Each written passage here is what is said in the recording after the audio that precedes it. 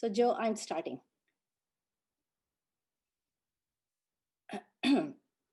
Welcome to the first Collections Forum of the Coalition of Librarians for Equity and Access. I'm Aruna Megar, librarian for South Asian Studies, International Relations and Food Studies at New York University, and one of the organizers of today's event. In recent years, more and more professionals in libraries, museums, archives, and other memory institutions have come to recognize and seek to remedy a kind of historical tunnel vision that has often limited the diversity and scope of their collections and the inclusiveness of their audiences and beneficiaries, limited largely to the mainstream of global north and elite segments of society. The events of 2020, the global suppression of voices of marginalized peoples, continuing systemic racism and violence against Black lives in the US, worldwide violations of human rights and lives, rampant discrimination and violence on the basis of race, caste, gender, religion, and more, and the lopsided impacts of the COVID-19 pandemic itself have cast an especially harsh light on these historic inequities. The global pandemic continues to challenge academic, cultural, and social institutions on many fronts. Starting in spring 2020, a network of academic groups, associations, and committees have come together to articulate our shared concerns during the extraordinarily difficult times, particularly with regard to the unequal distribution of impacts of COVID-19 on different segments of society and their access to content. Our statement, Equity and Access in Higher Education and Academic Libraries Amid the COVID-19 Pandemic, was written and endorsed by a broad group of colleagues and organizations and represents our shared areas of concerns and recommendations on how to alleviate challenges faced by marginalized communities, including people of color, people with disabilities, people from rural and urban and other under-resourced and underrepresented and overlooked areas and fields. We, the Coalition of Librarians for Equity and Access, have been seeking ways to explore together how these issues are playing out in the libraries, and we are delighted to host our first forum on collections and collections thinking in light of these concerns. Today's forum consists of 4 panels, including 2 concurrent panels and 1 moderated discussion. Through these discussions, we are highlighting strategies, projects, initiatives, and scholarly contributions that directly address challenges faced by memory institutions. With physical access to buildings of so many libraries limited or eliminated by the mandate to mitigate the spread of the pandemic, and the need to provide content to students and patrons remotely, the decade-long trend towards valorizing digital resources over print ones got an extra push. Exposing the potential long-term impacts on library collections and collection development ecosystems from this trend and exploring collaborative approaches to mitigating its dangers for equitable access forms the key theme of today's first panel. But collection development, even if strategically balanced between digital and print, does not in itself enable equitable access. An essential prerequisite to access is discovery. And our second theme today is an exploration of cooperative initiatives to address limitations of some of our traditional modes of description and metadata for properly highlighting and equitably exposing for discovering hidden collections. This includes especially those materials that represent the experiences, languages, perspectives, and historical narratives of non-dominant groups, which have collectively fallen into the category of sometimes labeled as archival silences.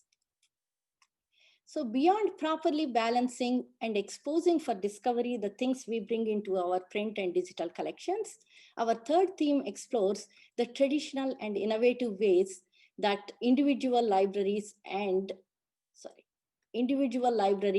collaborative groupings themselves engage directly in library publishing. Libraries are simultaneously seeking to support more effective scholarly communication and the democratization of access to content for communities and stakeholders beyond academia by devising new kinds of digital projects. Proactive projects for open access digital publication of research outputs originating in the university, as well as digital reformatting and often republishing of content from our library collections, create new platforms for collaboration to promote the goals of preservation, diversity and inclusion, and equity of access. A final theme is the current set of challenges to direct engagement of our libraries with communities, libraries, archives, organizations, and non-mainstream vendors, particularly in other parts of the world that are themselves the sources of diverse and underrepresented content that can enrich our collections and propel modes of collaboration for mutual benefit in areas of collection building, preservation, and equitable access. Today's forum and this sequence of themes is just the beginning of what we in the coalition hope will be an ongoing series of conversations and initiatives to collaboratively address the concerns outlined above. And I want to convey my thanks to our organizing committee members, and especially to Leeladhar Pense and Joe Lenkhart for spearheading our effort to pull this forum together. And thank you all for listening to me. And thanks everyone for giving me this opportunity to give these opening remarks.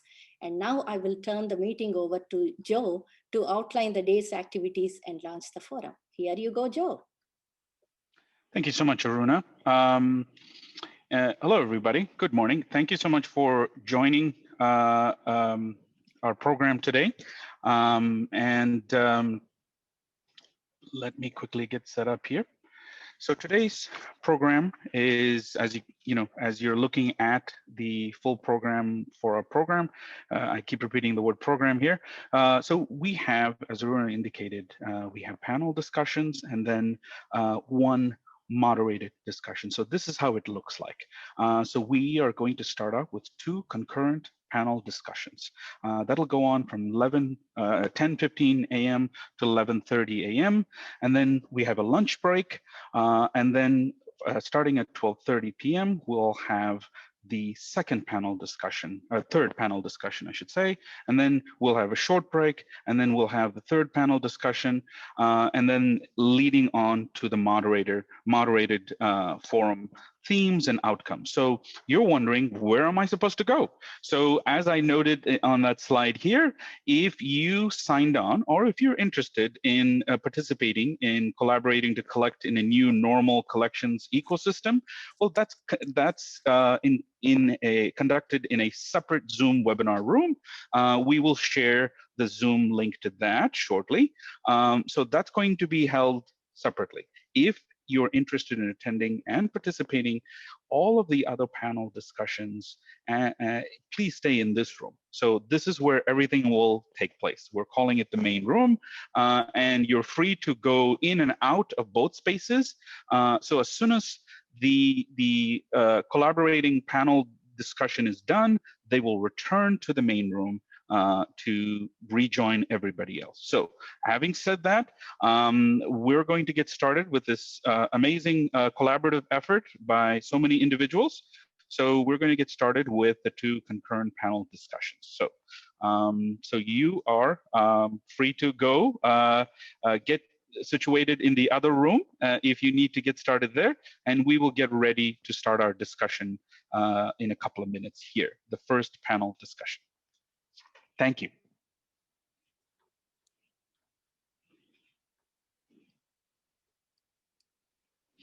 Okay, and I think the moderators for the panel discussion on re-envisioning subject headings and metadata and cooperative initiatives will now come forth, and we can get started with that panel discussion. So bear with us as we set up the stage here.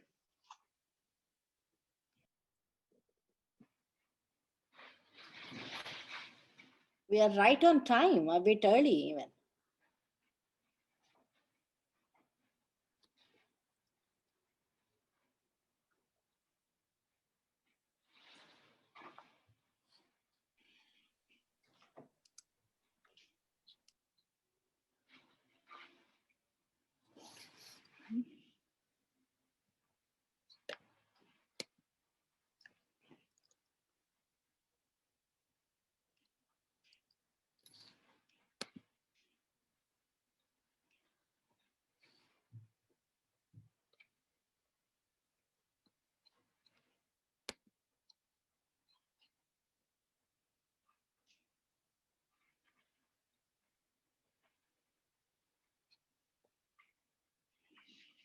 Hi, Tammy.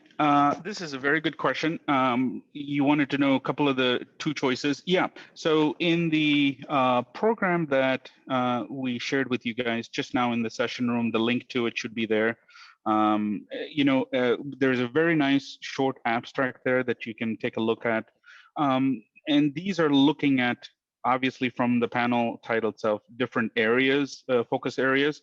One is going to be looking at some of the collaborative efforts that have been made in regard to collection development. The other one is it's a real good mixture of some of our colleagues are discussing control vocabulary, classifying unique collections, and how to process hidden collections. So it's just a different take on that. Yeah.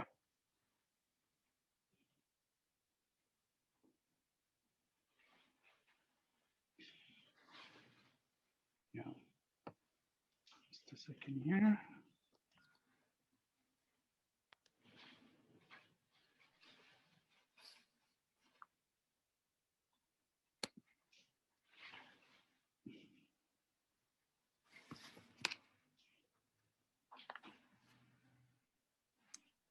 Joe, there is a question from Jane. Can you move me into the webinar, she said. Yes, I can.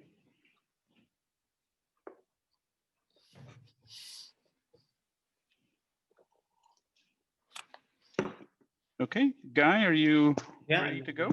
Yeah, sure. Okay. I think all of the panelists for this discussion, I think they're ready to go, I believe. And the panelists, you're all co-hosts now. Let me know if you need anything from us. I'm just going to make sure one more time everybody's a co-host. There we go.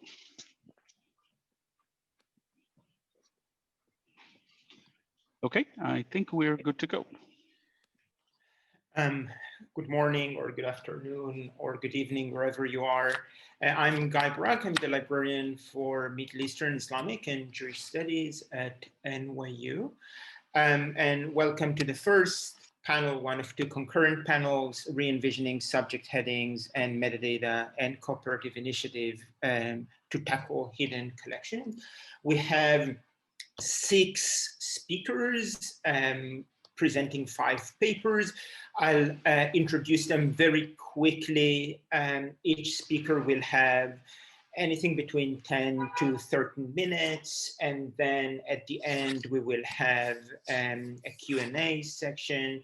You are welcome to type in your questions in the chat. We do ask you to keep the questions brief and in the format of a question as much as possible. So our first speaker will be Rebecca Kwon of the Council on Library and Information Resources. The second speaker will be Jane Anderson of New York University. The third will be Erin Fries-Smith of the Library of Congress. And then we have a joint paper by Cynthia Whitaker and Jenny Coves of OCLC, and last but not least, Nadine Hoffman of the University of Calgary. So because it's a busy panel, I'll just pass it on. Becca, would you like to go next?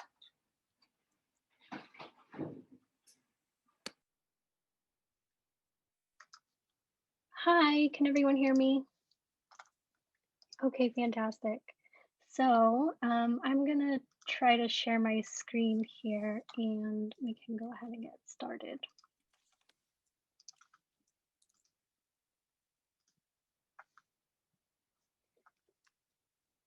All right.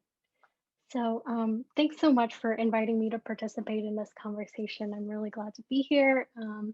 My name's Becca Kwon, and I work for the Council on Library and Information Resources, or CLEAR, which is an independent nonprofit based in the DC area. Over the past 12 years, CLEAR has been working to increase access to hidden collections through a number of grant programs that have been funded by the Andrew W. Mellon Foundation and administered by our small team. The programs themselves and the many funded projects reflect the priorities and evolving best practices of the library field. So it's been really exciting to see the growing investment in centering historically marginalized voices, even in the few years that I've been working for the program.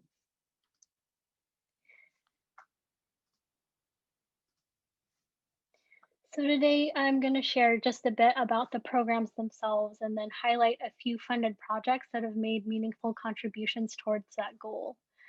Some of you may remember the Cataloging Hidden Special Collections and Archives program, which ran 7 cycles of funding between 2008 and 2014. It was hugely impactful, distributing $27 million towards cataloging work. Then, recognizing a sort of natural evolution in need in the field, the Digitizing Hidden Collections program was launched in 2015, and it's currently in its 5th cycle of funding. The program awards around, around $4 million per year. And we also run a smaller grant program called Recordings at Risk, which provides support for the reformatting of at-risk audio and audiovisual materials.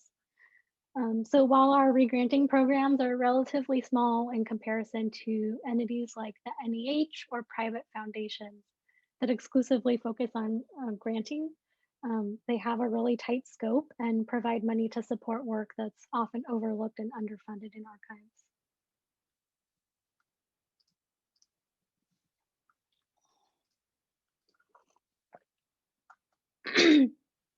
So these are the core values of the Digitizing Hidden Collections program. I think scholarly value, collaboration, and openness of the digitized content are 3 of the values that I think particularly relate to the amazing discussions today.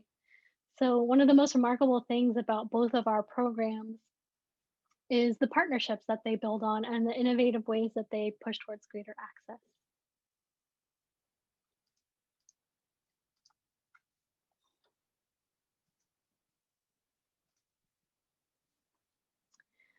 So I'm going to share a few examples of projects that have been funded through these programs.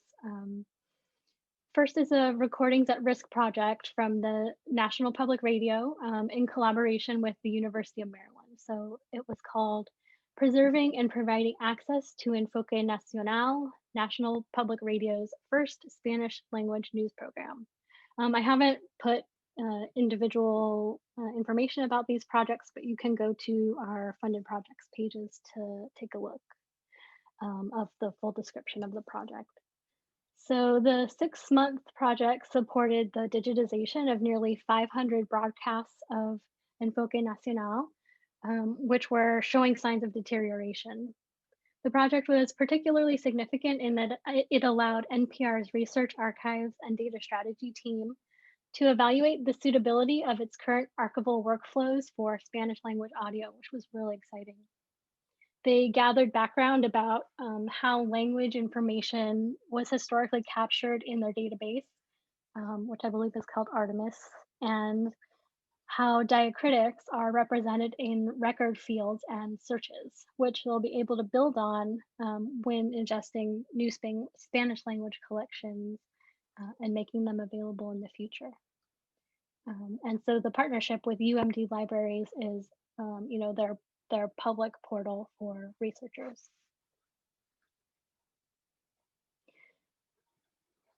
Another example from Digitizing Hidden Collections first year is the project called Digitizing African American Archival Materials Across University of Minnesota Collections.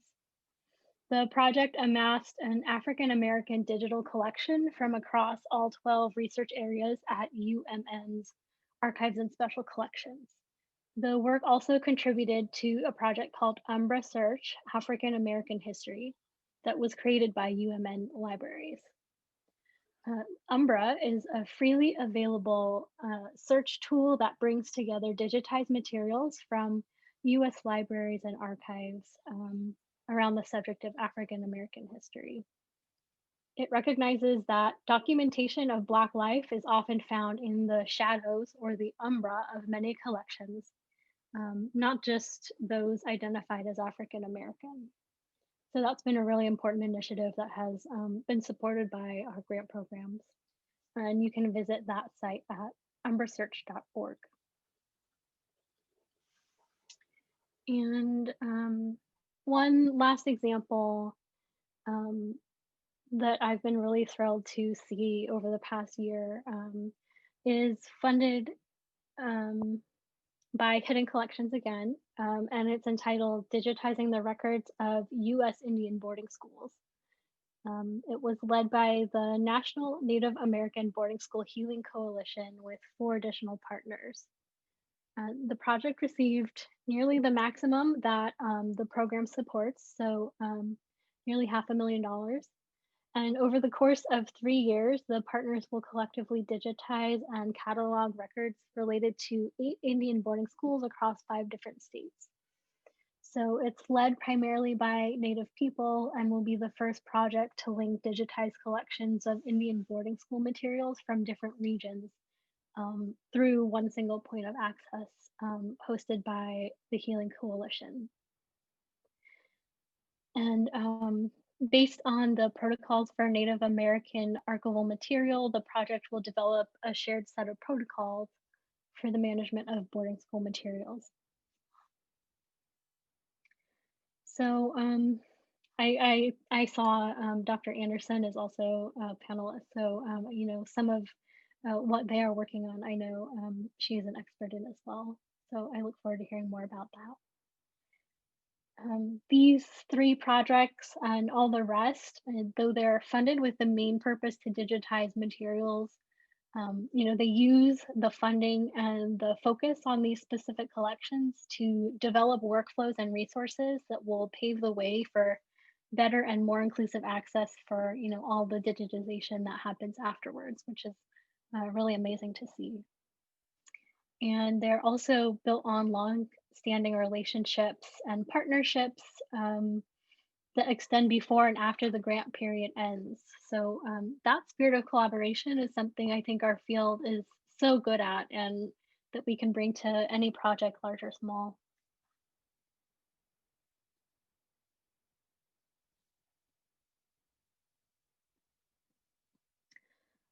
On this slide, I've provided just a few resources that have come out of our grant programs that you know, may be helpful if you're interested in learning more about the outcomes of these programs or digitization itself. So the first one is a series of webinars from 2017, I believe, on topics from project planning to collections access to assessment, which is really helpful. And that was created as we were evaluating and looking back on cataloging hidden collections and the 7 years of that program. The second is a wiki hosted by our sibling program at CLEAR, the DLF, which provided resources for digitization projects. So if you want any more information about those processes, that's a great resource. And the third is a series of conversations among hidden collections recipients that took place last month.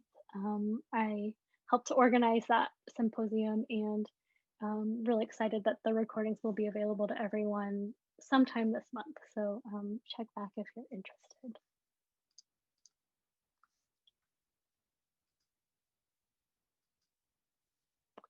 So that's it for me. A few like announcement type thingies. Recordings at Risk has an open funding cycle right now. We're accepting applications. There's a deadline of January 29th for that cycle.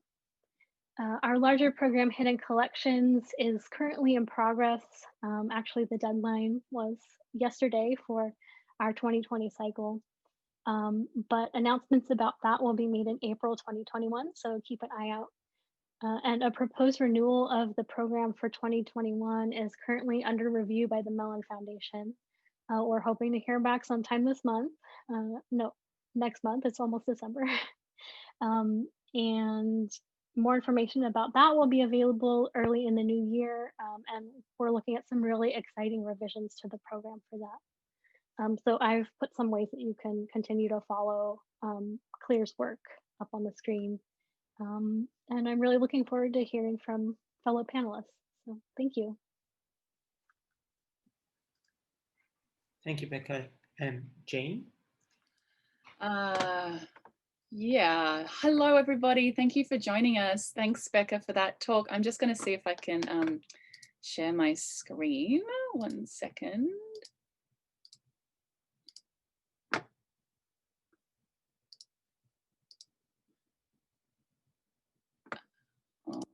Can you see that? Great. Okay. Before I begin, I want to acknowledge that I'm here in Mannahatta, the Lenape-Hoking, the lands of the Lenape Nations. I want to pay my respects to the ancestors and to the current and emerging future leaders of these lands and waters. Thank you so much for the invitation to be part of this panel. These critical issues around thinking about equity and access for collections are incredibly important and have been for a really long time, but there's a different kind of visibility for that at the moment, which I think we're all grateful for. I'm going to talk a little bit about the traditional knowledge labels and biocultural labels and notices. But before I do that, I think I just need to ground all this work within Indigenous data sovereignty and the questions around finding Indigenous data, finding Indigenous collections, and what it means for Indigenous communities to be able to actually use those collections in meaningful ways. I want to mention the care principles that follow upon the FAIR principles. These are the more people-oriented principles that have been developed by the Global Indigenous Data Alliance that prioritize collective benefit, authority to control, responsibility, and ethics as part of principles around sharing and circulating data. This work is really in response to the problems that Indigenous communities have in relationship to accessing their collections, knowing where they are, finding them, but also the legal exclusions that they have, partly because of the historical conditions of copyright and the ways in which copyright functions as a tool of dispossession of Indigenous knowledge. Having been worked in this area for a really long time, these questions of who can control and who can access Indigenous collections often largely means that it's not Indigenous people who can do that. And so those problems and those mistakes tend to carry into the future, particularly into the metadata. What we also know about Indigenous collections, this is also what makes them hard to find, is that there's a lot of impoverished information. There's either kind of missing community names, family names, or just kind of details that weren't thought to be important at the time that these collections were made. This is largely because Indigenous communities and Indigenous people were not seen as the publics that were going to be using these collections in substantial ways. So I'm going to try and get through this really quickly. This is really kind of where we're at with the labels and the notices. We began kind of thinking in a similar way to Creative Commons as how could we refine a set of licenses that could actually address collective ownership and collective stewardship around Indigenous collections, but running into the barrier that because Indigenous people are not the legal rights holders of most of these collections, you can't use a Creative Commons license. So we kind of backed into a different kind of space where we started thinking about what kinds of educational and extra legal solutions could we develop that actually could bring Indigenous people back into the institutions, back into the records, but also recognize Indigenous political authority that they retain over their collections. So these are the traditional knowledge labels and the biocultural labels. The traditional knowledge labels were developed in around 2010. There's 18 of them. They were developed in partnership with Indigenous communities in Canada, in the US, in Australia and New Zealand. And they really reflect cultural protocols or relationships around use, how communities would like their materials to be used, and adding that into the record, creating and promoting, I guess, respectful use, understanding that you can't take a lot of this material back. You can't create different kinds of controls over it for lots of different reasons. The biocultural label extension is something that was being developed in the last 2 years with Maui Hudson in New Zealand, and this is really around for the sciences, thinking about genomic sequences and the different kinds of research that happens on Indigenous lands and waters, and trying to establish different standards of provenance. This is an example of a TK label. This is the attribution label. This is actually the label that almost every community develops in their first instance. What's important about the labels is the icon remains static, so that can be standardized across institutions, but it's the text that every community is able to customize and transform for their own local context. This is an example of that. This is from the Skowlitz band of the Stolo First Nation. This is their interpretation of the attribution label, and you can see it also supports language sovereignty, the translation of that label into Halkomelem. And the text for the label really reflects history. It really reflects concern for proper attribution moving forward and bringing Skowlitz perspectives back into the record. This is another label. This is a seasonal label. This label does a lot of work in helping different users know that there are cultural responsibilities and obligations around how this material should be used, particularly at different times of the year. It starts to indicate that there's nuance in how certain kinds of things should be used and when they should be heard. Also recognizing that certain kinds of songs that might be in the archive, they actually are connected to land. They're connected to things that happen on the land, for example, sweetgrass harvesting, and again giving a different kind of contextual understanding for what might be sitting in an archive just labeled as a song. This is an example that I want to show you from the Library of Congress. This was a record from these Passamaquoddy sound recordings, the oldest sound recordings made on native land in the United States, made in 1890. There's 31 wax cylinders, and this was the online record that the Library of Congress had before we started working together with the Passamaquoddy and with local contexts. You can see from this record, we don't know anything about the cultural content. We know there's these titles from Jesse Fuchs, who was on Passamaquoddy lands for 3 days. He didn't speak Passamaquoddy himself, but we know a lot about the technology. We know a lot about the cylinder, and we know how long that was. We know very little about the cultural content. So this project, this is the updated record. This project really added cultural knowledge and traditional knowledge, but partly it did that because these traditional knowledge labels were also added into the record and producing a different kind of relationship between the institution and the community, so that the community felt that they could actually share this information with the institution. So the labels do a lot of work in terms of establishing relationships of trust and helping build that. The labels also indicate who the attribution should be to, that these are Passamaquoddy songs. These are not Jesse Fuchs's songs. And again, correcting the record and being clear, the Passamaquoddy being clear about how they want these songs to be used into the future.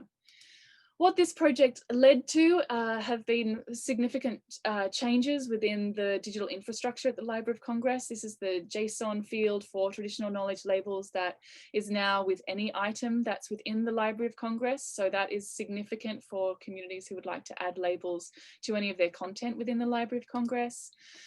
This is the rights advisory. The Library of Congress added the traditional knowledge labels as the first rights, recognizing the Passamaquoddy rights above what would normally have been understood as the copyright holders' rights held by Harvard, and again kind of indicating that there are first rights that exist here.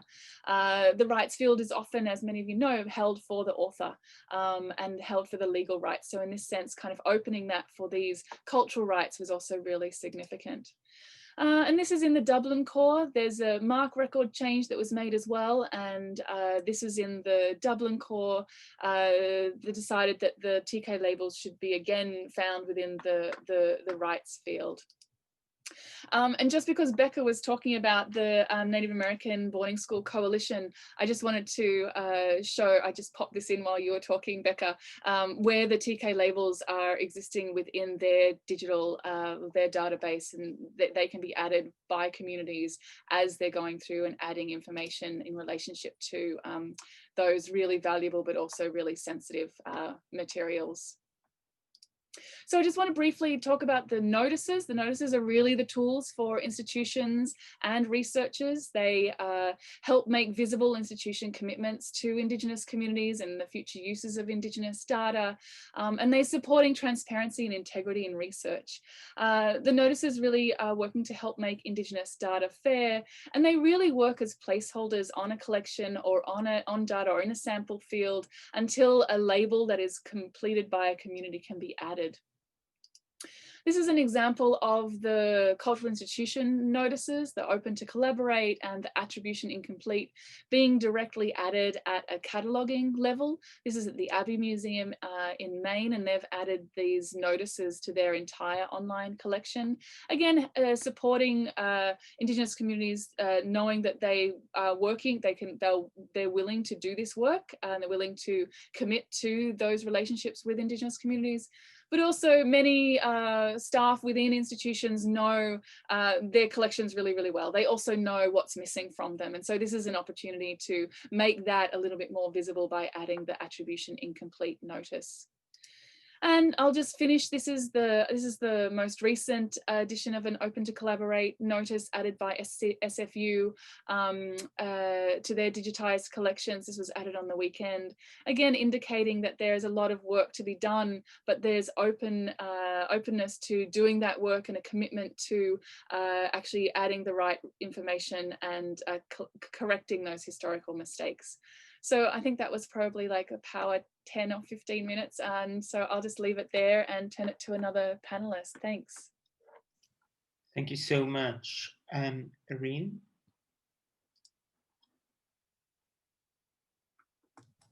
Hi, my name is Erin Free-Smith. I'm an acquisitions and metadata librarian at the Library of Congress. My area is Africa, so quite broad. I cover the areas in which the Overseas Office does not cover as part of Southern Africa. I'm going to talk to you guys today about a project that we've been doing for the last 3 years to bring access and interest about our historic print-only serials collection published on the continent of Africa. So I'm going to share this real quick.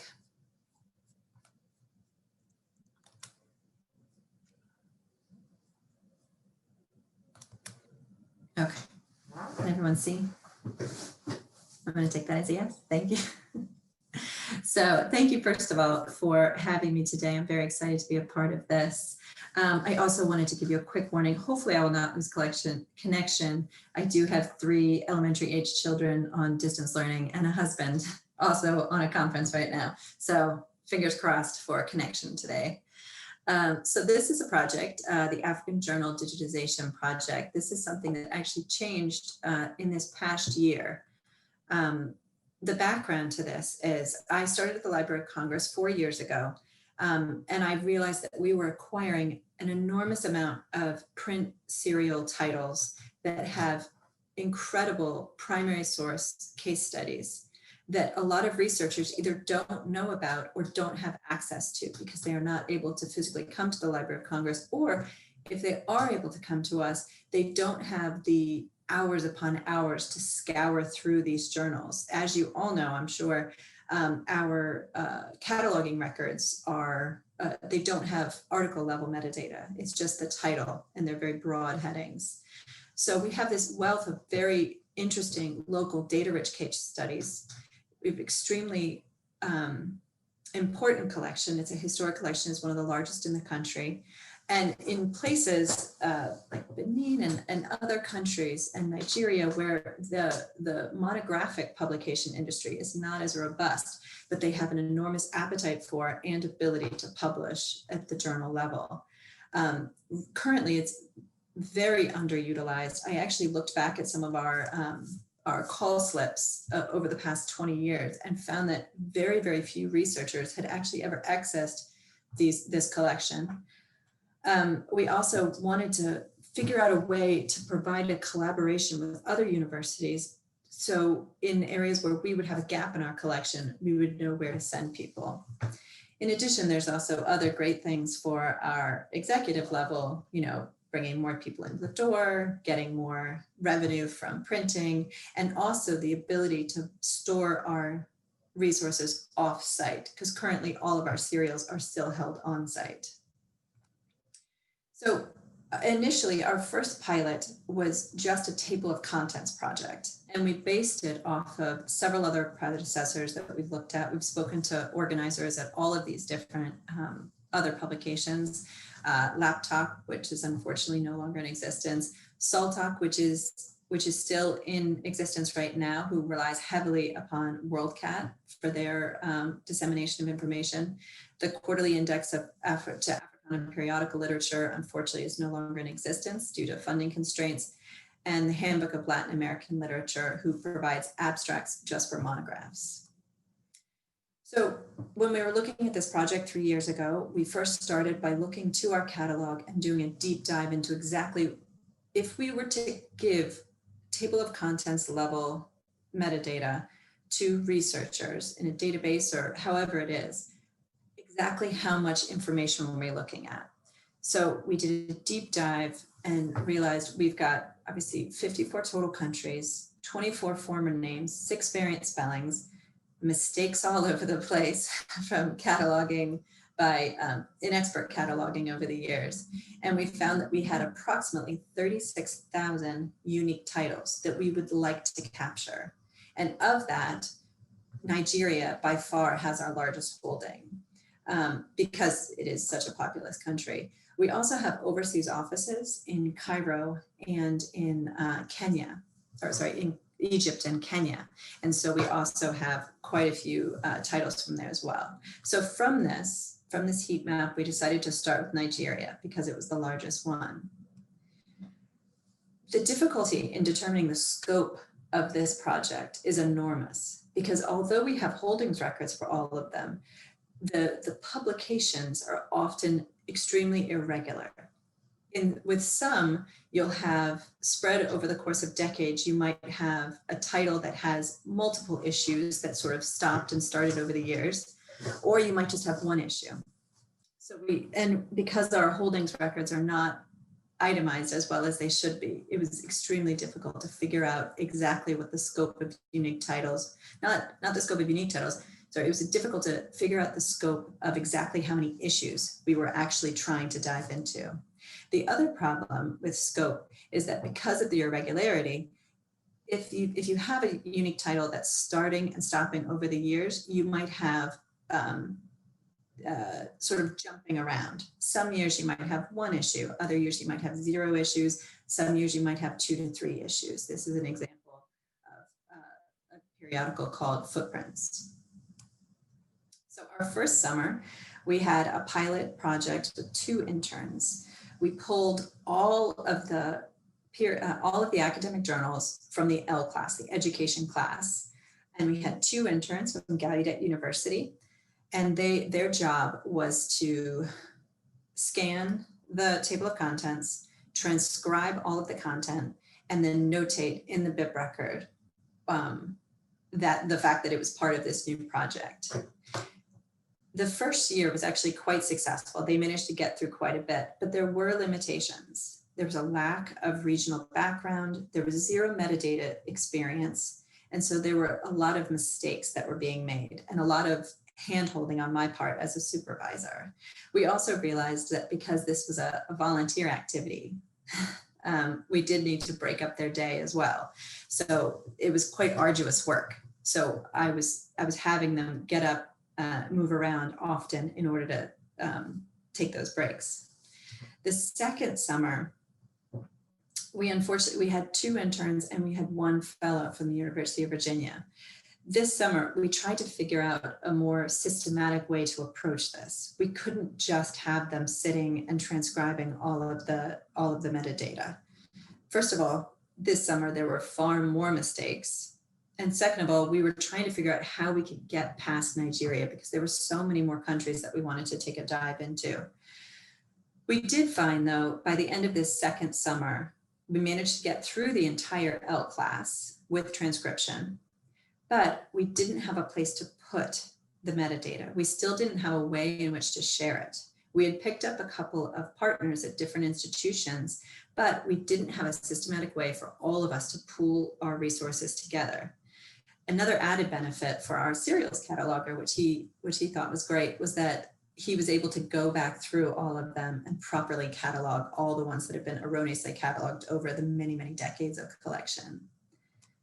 So this broadly was our workflow. They would get a journal, they would photocopy the front cover, They would photocopy the tables of contents, and then just into an Excel spreadsheet, a very basic spreadsheet, they would transcribe everything. And then at the bottom of the screen, you'll see the 955. I would put my code, and there it's highlighted there at the bottom. Is I would put my cataloging code, the date in which I added it, and I would put African TOC project, because not only were we trying to transcribe and scan our historic collection, we wanted to be sure that anytime that journal was acquired in recent times, we would also be able to add it to the project. So we had to be able to flag it for the technicians who were checking in those periodicals. At the end of the second summer, we realized that it was not sustainable. We tried to think about, we had some interest with crowdsourcing it. We put out some feelers to see whether or not there were some library students who would potentially be willing to, if we were to scan the table of contents, would they be willing to transcribe them? But we found that the overall limitations to the project were far too great to overcome. First of all, it was extremely difficult to ensure the quality of the transcription. And if we were to open it up to crowdsourcing across the country, we would have an even greater need to ensure quality of that transcription. So I did a little bit more research, and I started to speak to some of my colleagues in the digitization office. And because we had done those 2 full years of pilot, they said that we were eligible to put forth a digitization proposal. So the great thing about the digitization proposal is that we could digitize entire runs of journal titles. And in those journal titles, we would be able to capture all of the information. We would be able to provide researchers with the full extent of the journal and not just the table of contents journal, because we had better OCR technology. I'm trying to pull up my notes. So that was one benefit. In this pilot as well, we had junior fellows. So the 2 fellows that I selected were both MLIS or MSIS students. So they were well versed in metadata. They were both interested in cataloging and had courses in metadata creation. It was 100% remote work, which I was very nervous about. I was concerned about how they were going to stay motivated, but they got so much more done than if they had been in the office, because they wouldn't have been taking breaks. And then we were also able to take a broader look at the project as a whole with visual representations. The goal for our summer was to create guidelines for access so that after we finished the digitization proposal, we could then apply the same metrics to other collections and to our partners in order to make sure that the project stayed standard across the board. We also needed to get a better understanding of scope, because I'm sure anyone who's done a digitization proposal, you can't just write the titles down that you want to digitize. You have to notate exactly how many pages you need to have digitized, which ones are in color, etc.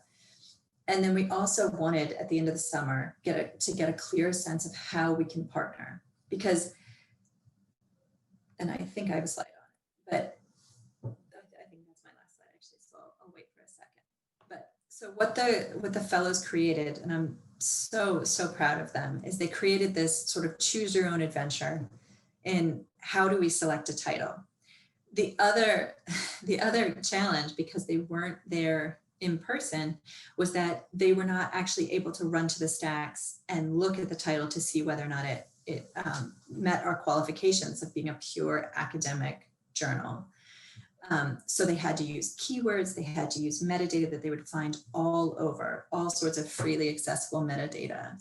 And so I love that they created this as a choose your own adventure, because you can sort of follow your path, and anyone can look at these guidelines and determine whether or not the journal that they're looking at qualifies for it. The center button right there at the bottom, it says they weren't sure if it would qualify, and then I would be forced to run into the stacks for them and sort of serve as their gopher, because they were calling in from Tucson, Arizona and Austin, Texas.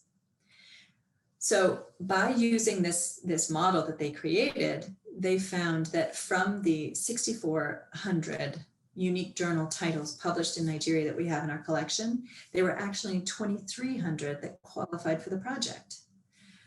with 0.0, with 25 that they were unable to determine, and I still need to go back into the stacks once I'm cleared to go in and take a look at it. This is also, we were able to create visual representations of exactly what was held in the collection as well.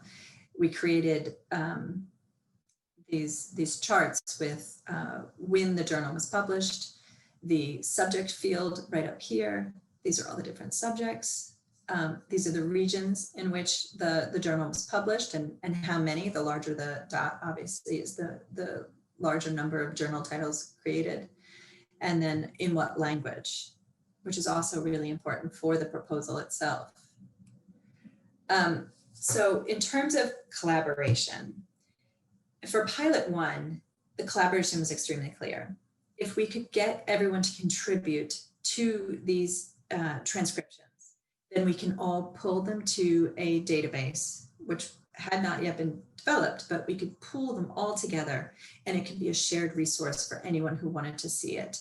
Where you could also notate where those journal titles were found, which university had which ones, and you could email that university librarian and say, this is the article I want, and get a copy of just that. Michigan State University went the furthest with this collaboration, and they actually started to develop a database in order to feed these records into. On the current path that we're on, there is far more benefit for researchers. The table of content scans will live on our P1 database, which is found just simply at loc.gov.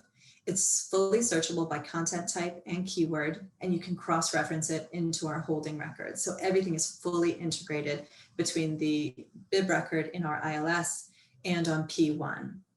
Full articles, if they're outside of copyright, could also be on P1, but generally they would be internal in our Stacks database, which unfortunately is not available outside of our IP range.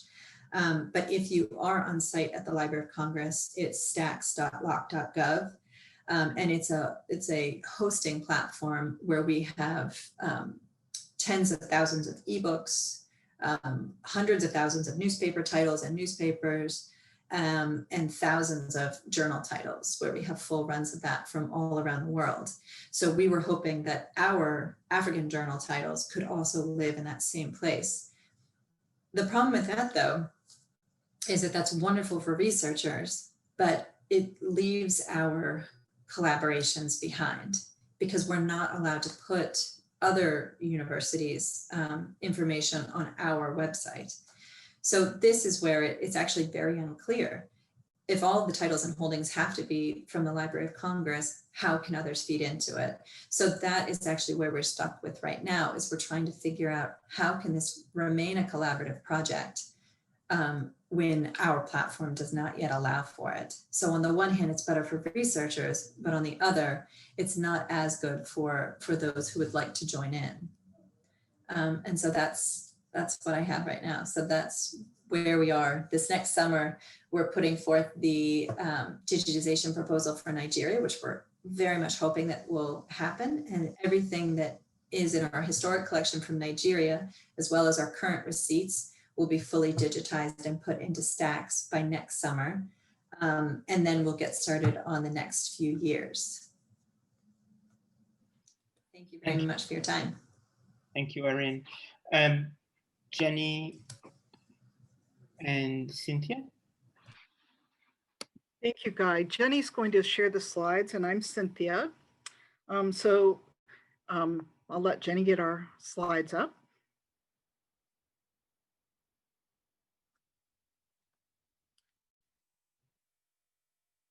And I'll just go ahead and get started on our first slide. And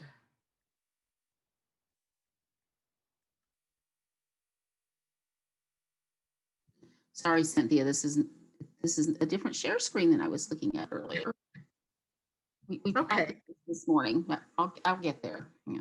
All right. Well, I'll go ahead and start with my introduction then. So millions of bibliographic records in OCLC's WorldCat database were created before it was possible to add non-Latin scripts. or they were created in local library systems that don't have that capability.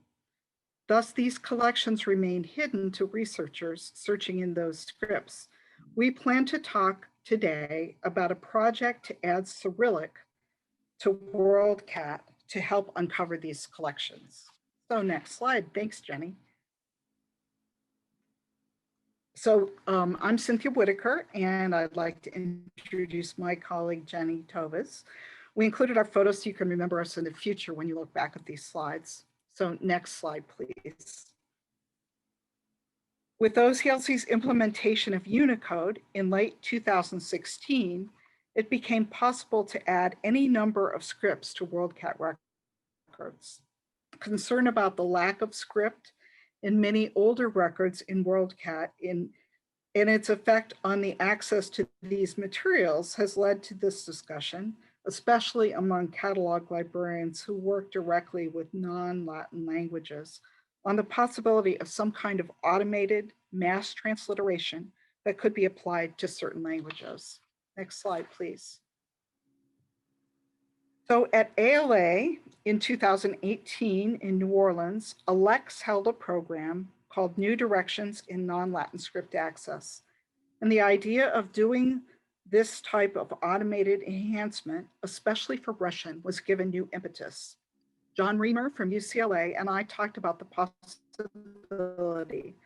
I encouraged UCLA to investigate, this being something libraries could potentially do to enhance WorldCat. UCLA took that and formed a project team consisting of catalogers of non-Roman titles and an IT expert. Simultaneously, Karen Smith-Yoshimura of OCLC, who had spoken at this ALA meeting, was pursuing this. Next slide, please. So UCLA chose Russian as a starting point since it was a language with a mostly one-to-one relationship between transliteration and Cyrillic characters, as well as a language that a number of UCLA's principal catalogers were familiar with. Russian is the 9th most common language among the resources described in WorldCat. If Russian worked well, there was the desire to move on to other languages following the initial project. Note that only English language of cataloging records, those marked with ENG in 040 subfield B, were included, since we could be reasonably sure that the same romanization rules were followed for the transliterated Russian fields. Next slide, please. So for this slide, we're just showing you Cyrillic characters, which you're all likely familiar with to some extent, so you can clearly see the differences from the Latin script. Next slide, please. So in August and September of 2019, we realized these two projects from UCLA and OCLC were both in the works and decided to join forces and work together. Peter Fletcher at UCLA became a major advisor for the OCLC work in terms of project design and review of test sets of records. Next slide, please.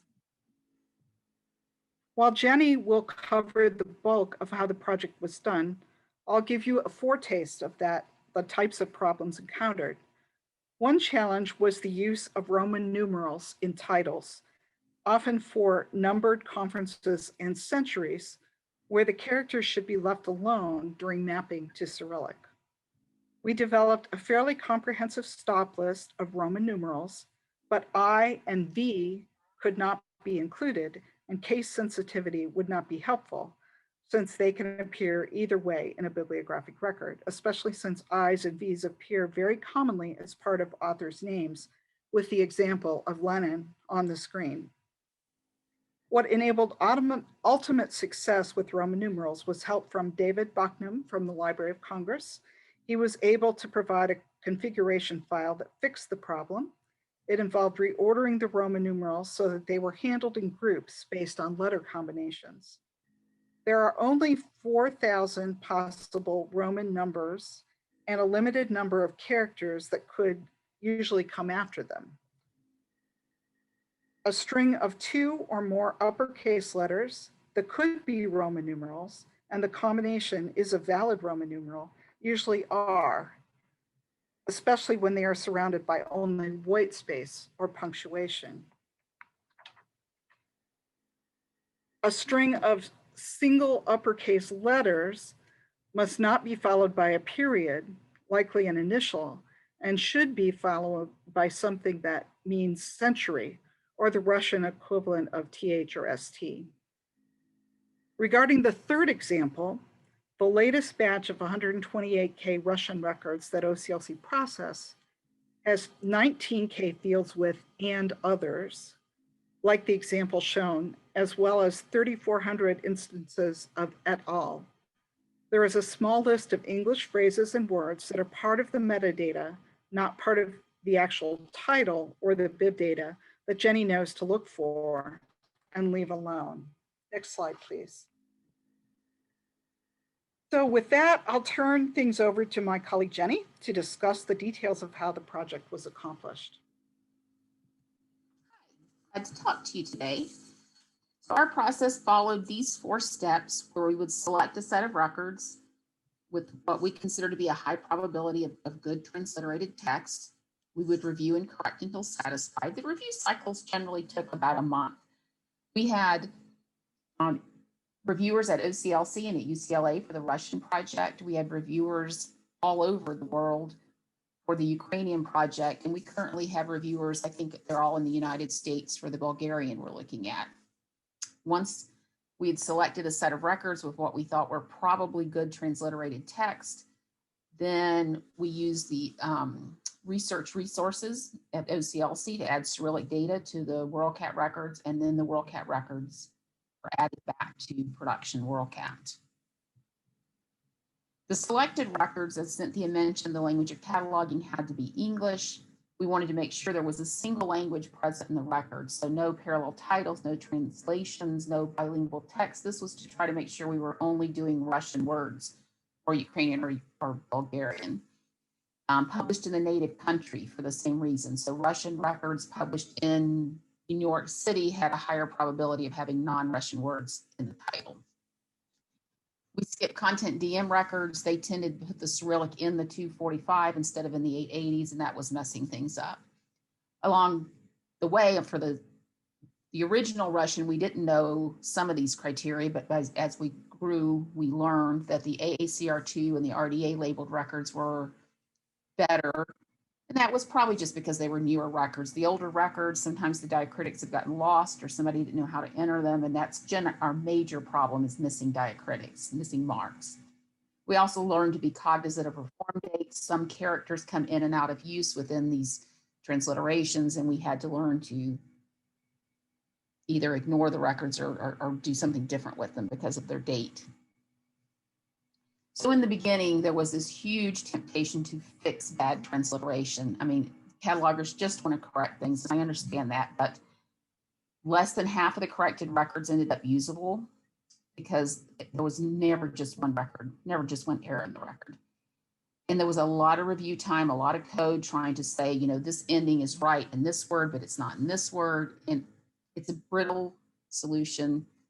It's hard to maintain. It's hard to go back and make sure you did it right. And you have a record that a pattern that's wrong most of the time, but it's right in this little bit of time. That was just a frustrating amount of code. So what we ended up realizing was that the correcting problems was counterproductive for what this process was doing. So now we look for these problems and we skip those records. And yes, it causes us to avoid a few good records, but in the long run, we're actually transliterating more data because we have more confident of what we're doing, that it's good transliterations. It saves reviewer time, it saves coder time. We avoid doing anything wrong. We can always go back when we've learned more and process those records because we haven't mangled them any worse than they were. So for our technology, OCLC Research has their own Hadoop cluster. We get a snapshot of production WorldCat twice a month. We use this for data mining requests. We also process VIF and Ferber out there on a monthly or bi-monthly basis. So it was lovely to have this computing resource and a copy of the data that I could pull it and I could process things and look for patterns and rerun it and rerun it and rerun it and rerun it and not be competing with resources. When we got done with the last batch of Russian data, I did 128,000 Russian records. I added Cyrillic to them in 62 seconds, which I thought was pretty cool. Then once we had the data, the records had Cyrillic in them, I used the WorldCat metadata API to push them back into the production copy of WorldCat. It took 5 nights to do the 128,000 because I didn't want to overrun that pipeline. I kind of trickle those through. And then the PCC records, my authorization can't touch, so I hand those off to the Robert Bremer and Bib Quality, and he takes care of those with the connection client. So progress, so far we've done 1.1 million Russian records in 2 passes. That was a first and second pass. We've done 28,000 Ukrainian records. We're in the process of reviewing 25,000 Bulgarian records. Future work, Serbian, some of the data is in Latin and some of it's in Cyrillic. The 35,000 represents the records that the 546 says they're in Cyrillic and that they're English cataloging and AACR2, RDA, all those other restrictions. Belarusian, 10,000 records, Macedonian, and Uzbek. So we did pay attention for this last cycle of 128,000 Russian records. It took about 4 review cycles. Each one used about 3 days of my time and 1 day of the reviewer's time. So it was 16 days of effort, which means that for those 16 days of effort, we fixed approximately 1,000 records per hour. So this kind of gives us a baseline of how many records are going to be worth it to do automatic this way. So I think as long as the piles have at least 5,000 records in them, we're doing good. We're doing it faster than a cataloger could do it manually, certainly. Back to Cynthia. So note the huge increase in statistics of records in WorldCat with Cyrillic over this year in which this project took place.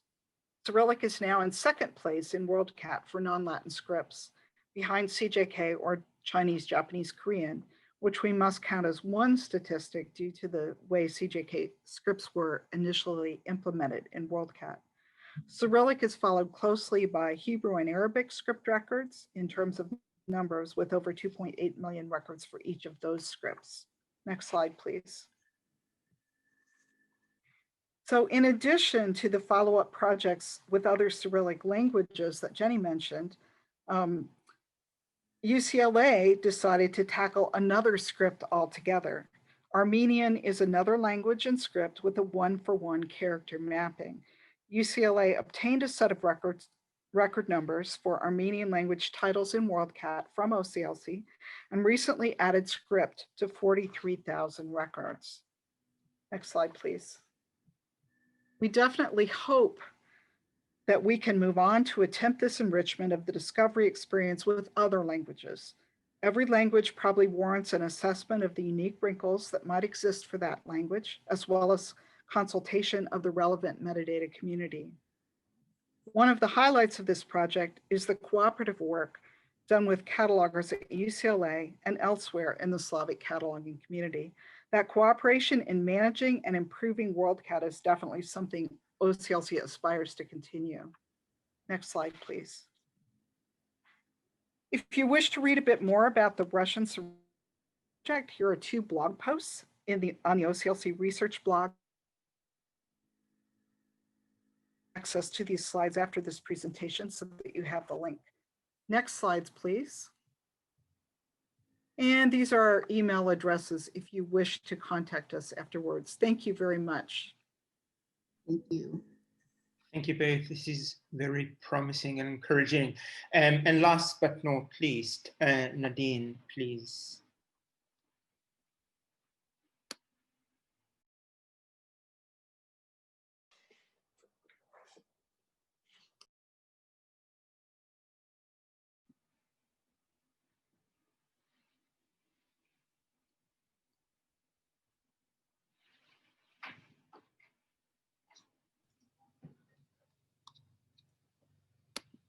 I'd like to thank the organizers for asking me to be part of this panel today. This is updated research from my upcoming book chapter, and I'll include a link to the pre-publication version at the end. I'd also like to take this opportunity to acknowledge the traditional territories of the people of Treaty 7 region in southern Alberta. The city of Calgary is also home to Métis Nation of Alberta Region 3, and that's the land on which I am part of. Historically, Indigenous peoples living in Canada were marginalized by colonialization, not unlike what we've heard by other speakers. Taxonomy, controlled vocabulary, subject headings, and descriptors use the highest level of term to describe everything like canine to include dogs and wolves. For human groups, this can be problematic, and many would say racist or derogatory. For Indigenous peoples around the globe, and particularly in Canada, these terms are culturally inappropriate and part of decolonization efforts currently underway as part of the Truth and Reconciliation Commission's calls to action and the Canadian Federation of Library Associations, or CFLA, report and statement that was released in 2017. Acknowledging this work is important. However, you still need to use the old terminology for many reasons, which I'll outline in the rest of my presentation. This is a slide I use in my library instruction as best practices developed for effective Aboriginal search terms to get students thinking about terminology, and has been tweaked from my research. I display it with the question mark until Indian is displayed or as said by students, because you won't find the Indian Act, Constitution, treaties, or government department prior to 2011 if you don't use the term Indian. It also includes the current and historical high-level Library of Congress subject headings, LCSH, related to Indigenous peoples, which is also used by many database providers with other keywords added. Tsuut'ina is the nation from whose land Calgary is closest to. It was incorrectly called Sarsi. Both have multiple spellings, multiple pronunciations over time.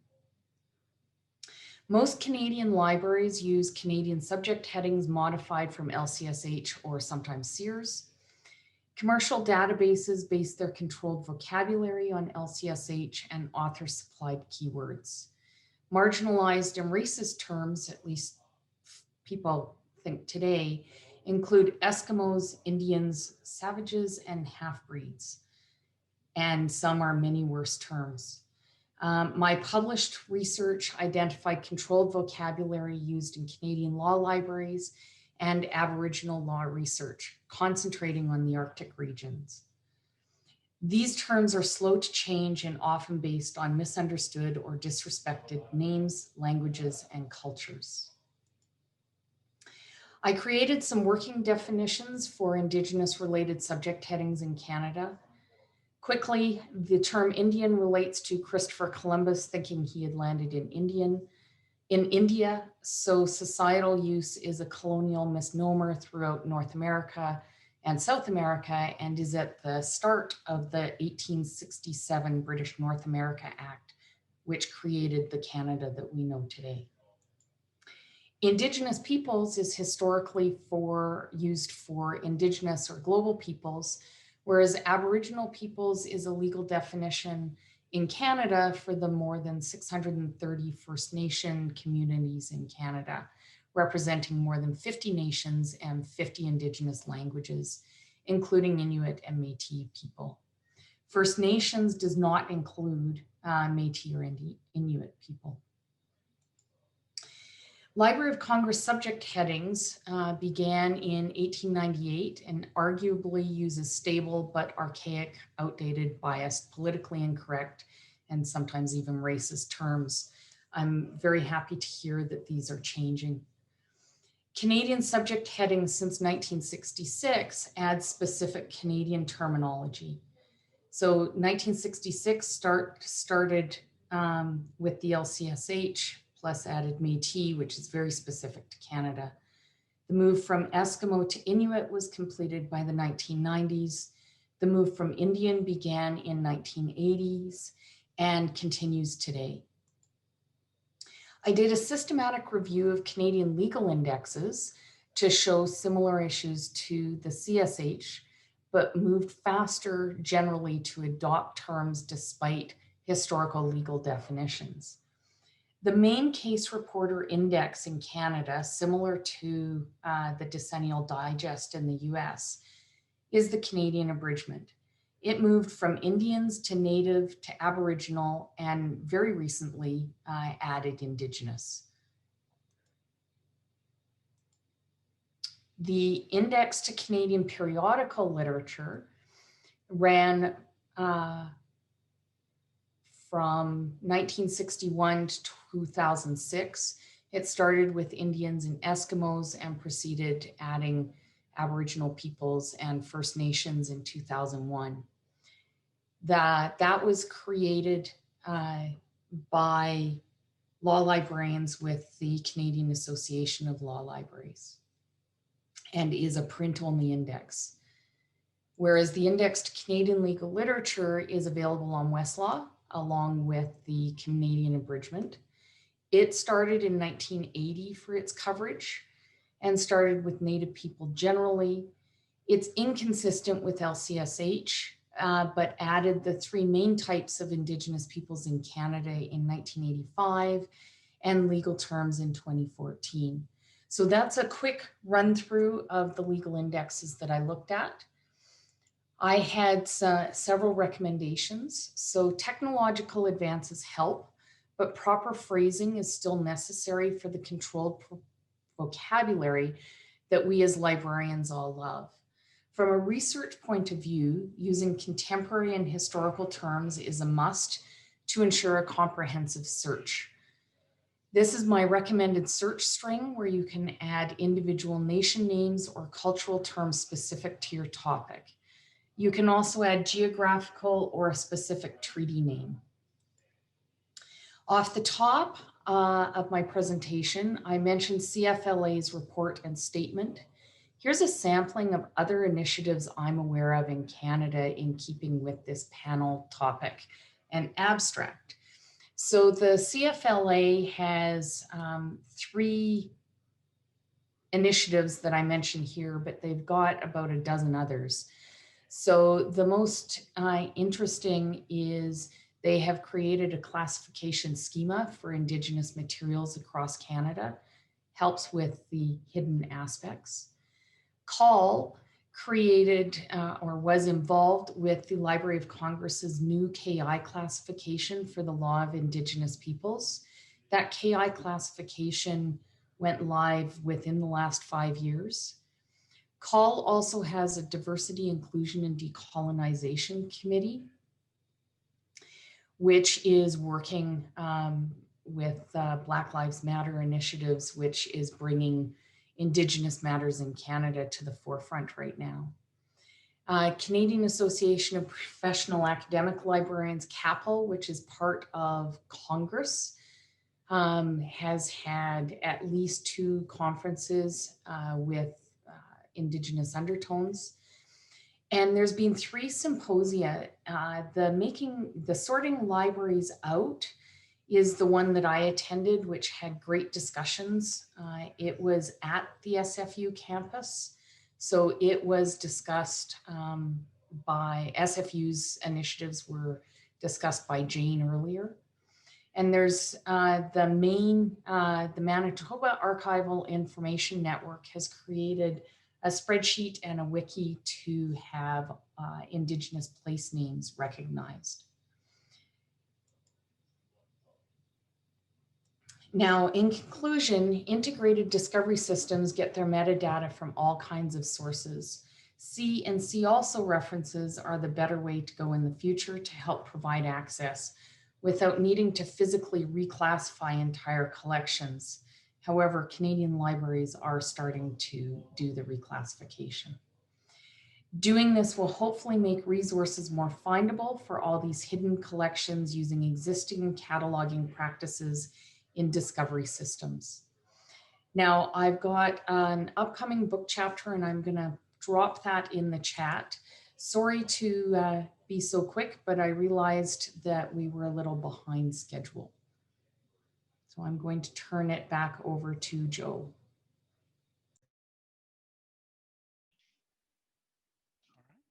Thank you, Nadine. Thank you so much, Guy, and all of our panelists. Really informative presentations. Thank you so much for taking the time to share not only the projects that you're leading, but also your research as well with all of our participants. Colleagues, we are now ready to take some questions. Zoom conveniently allows you to type up your questions. And we'll be able to answer any questions you may have. Feel free to ask the question.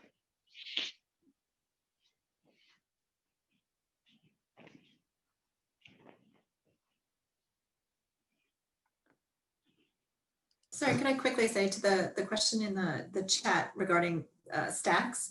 Stacks is a platform developed by the Library of Congress, and it protects copyright protected materials. So it's only available on site because it is all of the pieces are still under copyright protection. That's why they're not openly available.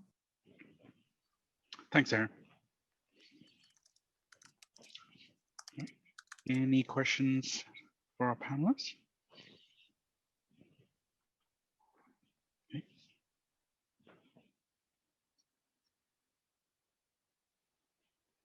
Oh, we got one question. This is from Jill Barron. I have a question for, she says, I have a question for Jane. I think all the panelists can also see this as well. Can you talk more about the design process behind the labels? This is this question is for Professor Jane Anderson. Yeah. Yeah, no, I think it's a great question, Jill. I assume you're talking about the design process behind the icons, and so there's kind of multiple forms of design, right? There's the systems design, and then there's the icon design, but I'll respond to the icons design. The icons were developed, well, we were trying to find a way that they could be internationally recognized whilst incorporating Indigenous values and multiple Indigenous values. So we couldn't really have them designed in a way that just represented one community's design. So this kind of visual recognition was really important for the system to work. So we've been working really closely with an Indigenous design agency in New Zealand to develop out the biocultural labels so that they embed Indigenous design principles into them. So it's a really interesting process that we've had to engage with, and so we would design the labels, and then we would go back and with the communities that we were partnering to make sure that they kind of visually represented the interests that the communities wanted to have, as we were also co-developing the labels and the kind of concepts of, say, for example, the seasonal label or the attribution label. Yeah, so it's a great question. The usefulness of the cultural labels. Besides enormous amounts of communities using them and institutions using them, and increasingly governmental agencies wanting to use them, I guess that's our, we don't have any data exactly like that, but I would say it's demonstrated through the uptake and that we are beyond capacity responding to the needs that communities have in relationship to the labels, but also increasingly institutions around the notices, providing and developing tools for institutions and researchers to actually make visible their collections to Indigenous communities and to, from the first instance of doing research, be able to mark collections as having Indigenous interests, has also been a really important strategy for building relationships between these different kinds of parties. It's a great question, though. Thank you so much, Jane. We have another question as a follow-up question to Joe. Joan Wang asks us this question. I think this is directed at Professor Anderson again. A follow-up question. Have you received any user feedback on the usefulness of these cultural labels? Or you have any usage data? Thank you. I think I was just answering that question. Oh, you did? Okay, great. Yeah. Sorry. Thanks, Joe.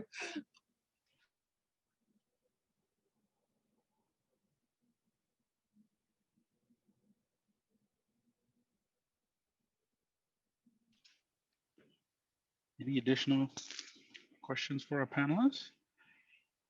I do have a question for Becca Korn.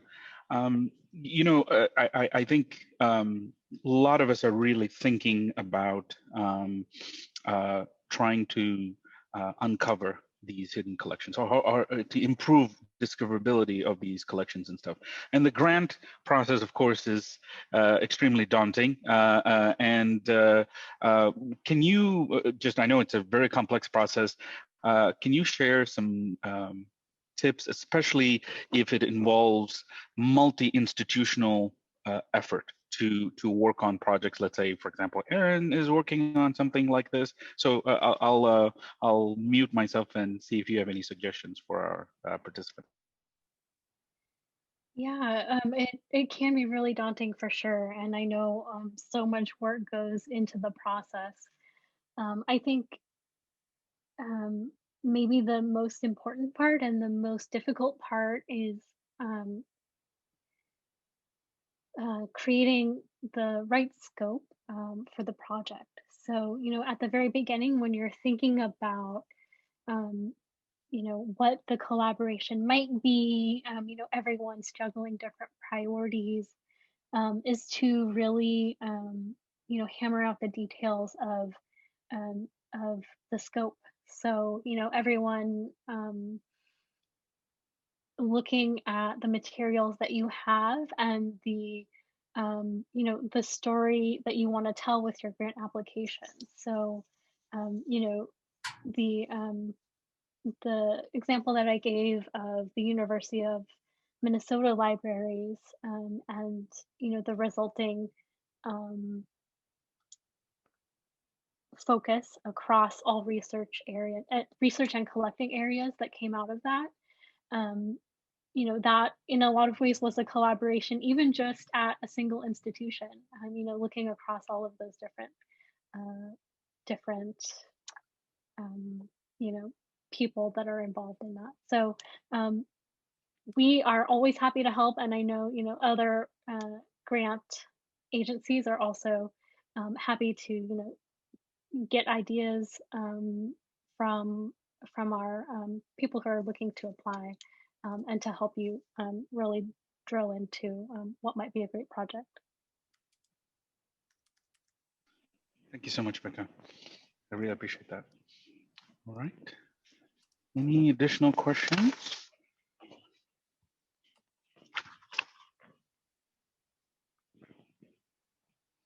Okay. All right, everyone.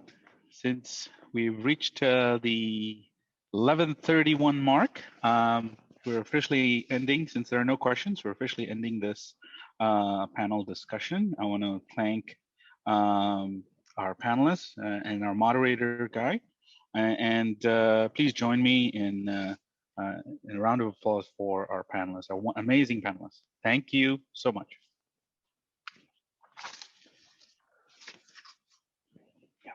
And then we will return after lunch, and the next panel discussion will take place in this webinar room. That is, the next panel will start at 12:30 p.m. Central Time, and that panel is institutional and collaborative digital projects for traditional and non-traditional publishing. So 12:30 p.m. Central Time. We will see you soon.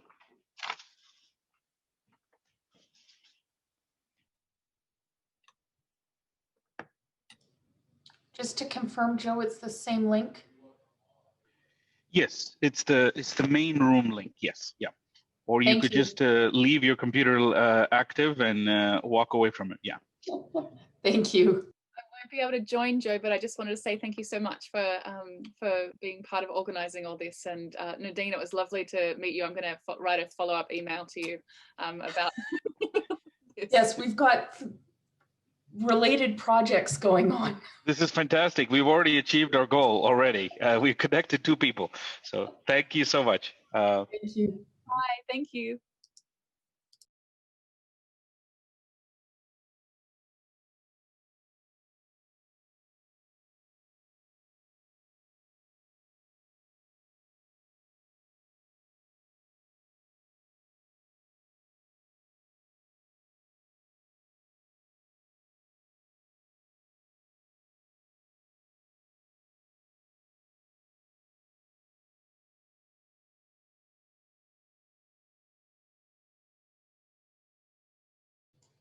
I'm actually going to leave and come back, Jill. Sounds good, Nidhi.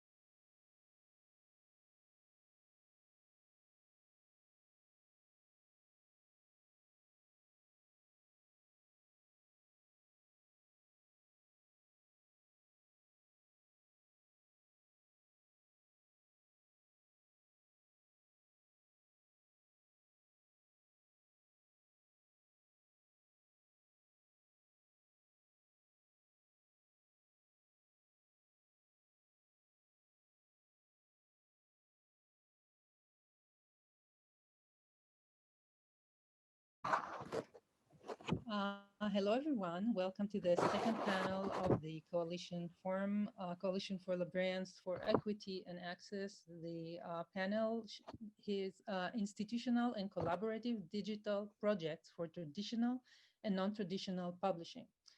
My name is Rachel Leggett-Moore. I'm the curator of the OpenStack collections at Arizona State University Libraries and the editor of the open access scholarly journal of the Association of Jewish Libraries, Judaica Librarianship. We have today 4 panelists, and I will introduce them shortly. I would just like to go over a few matters.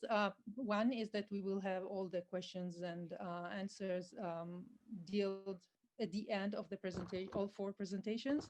So please put in all your questions through the Q&A portal below and not the chat. Please use the Q&A and they will be answered at the end.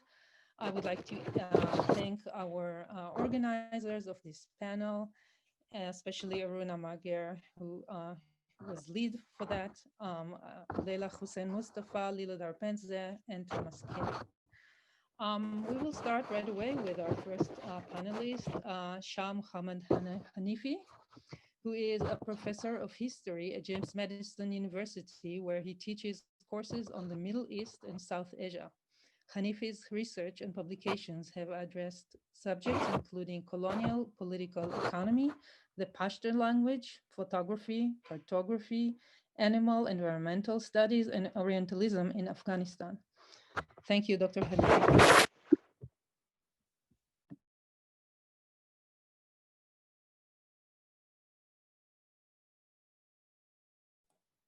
We can't hear you. Okay, can you hear me now? Because I could hear many other people. I hope I'm audible.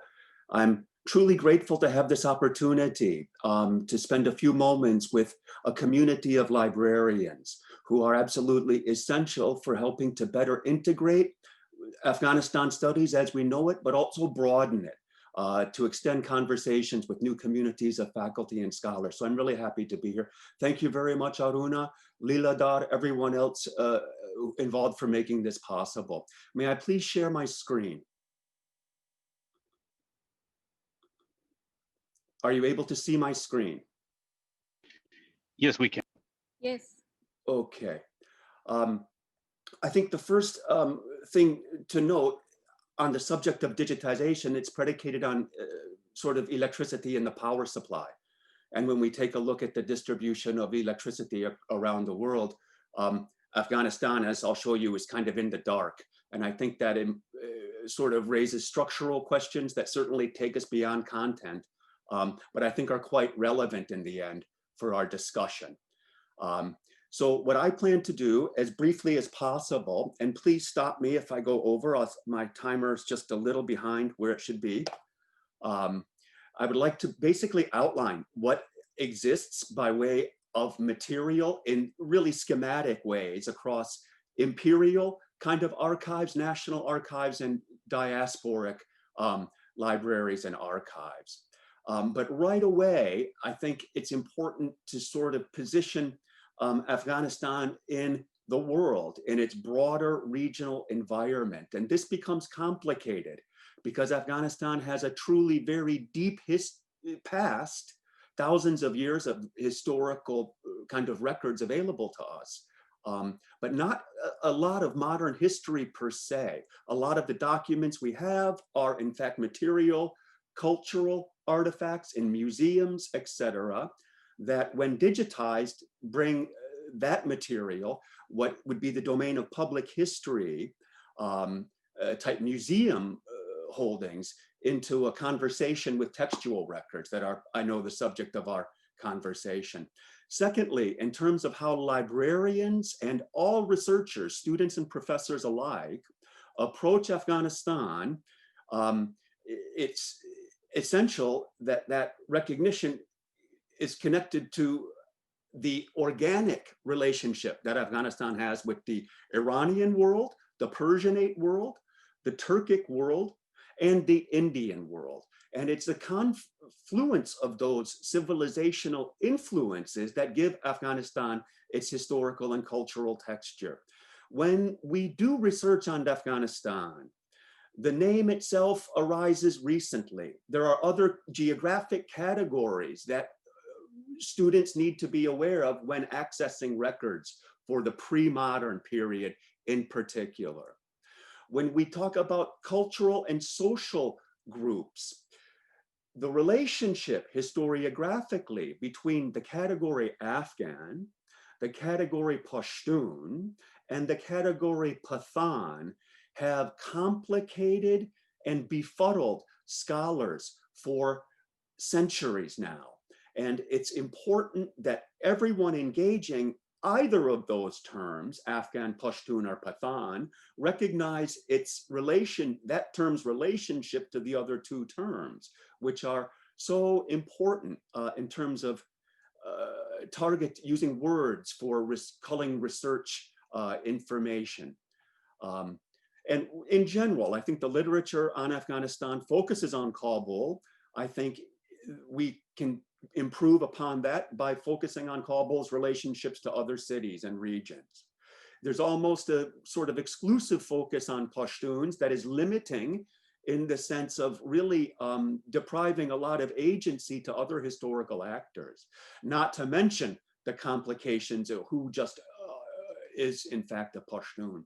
The war focused reading of Afghanistan is also limiting in the sense that what gets often celebrated and documented are victories and veterans, not as much the residue, aftermath of war, and the victims of war, for example.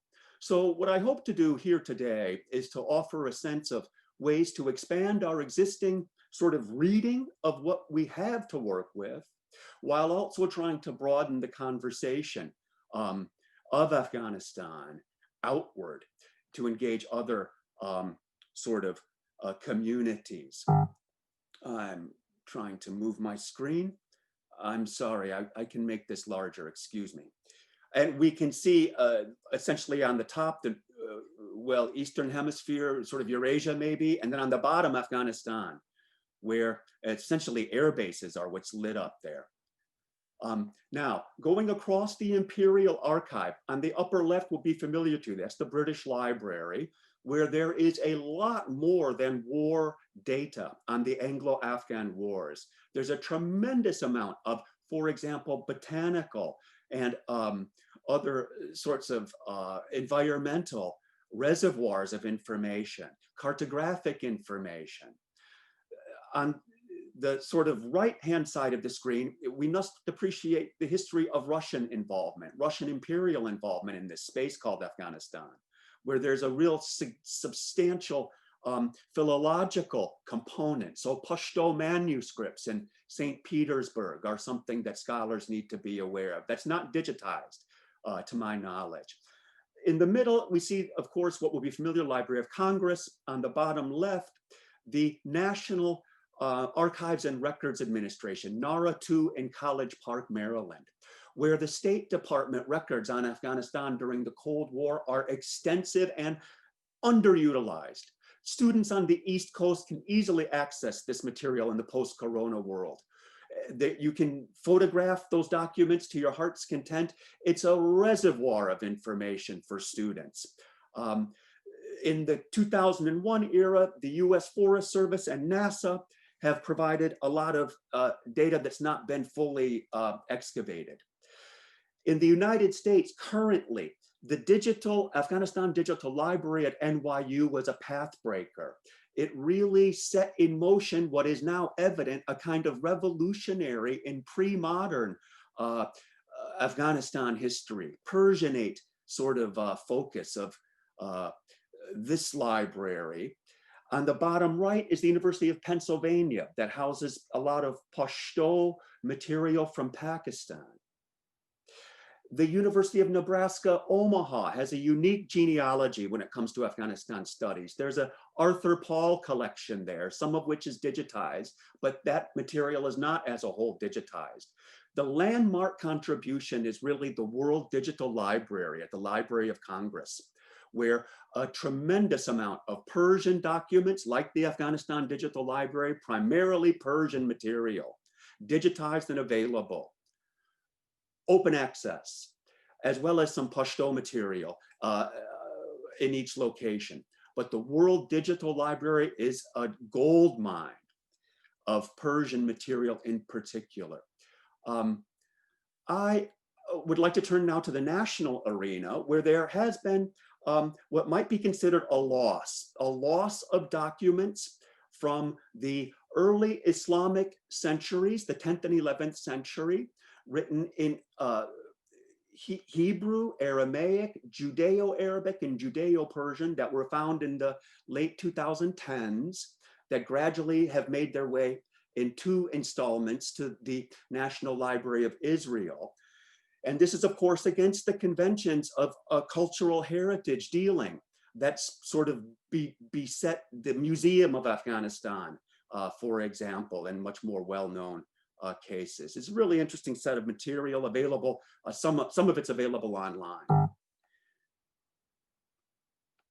A kind of victory from the national side of things has been the sort of patriation of documents from the province of Ghor in central Afghanistan from the same era, 10th and 11th century, to the National Archives last year.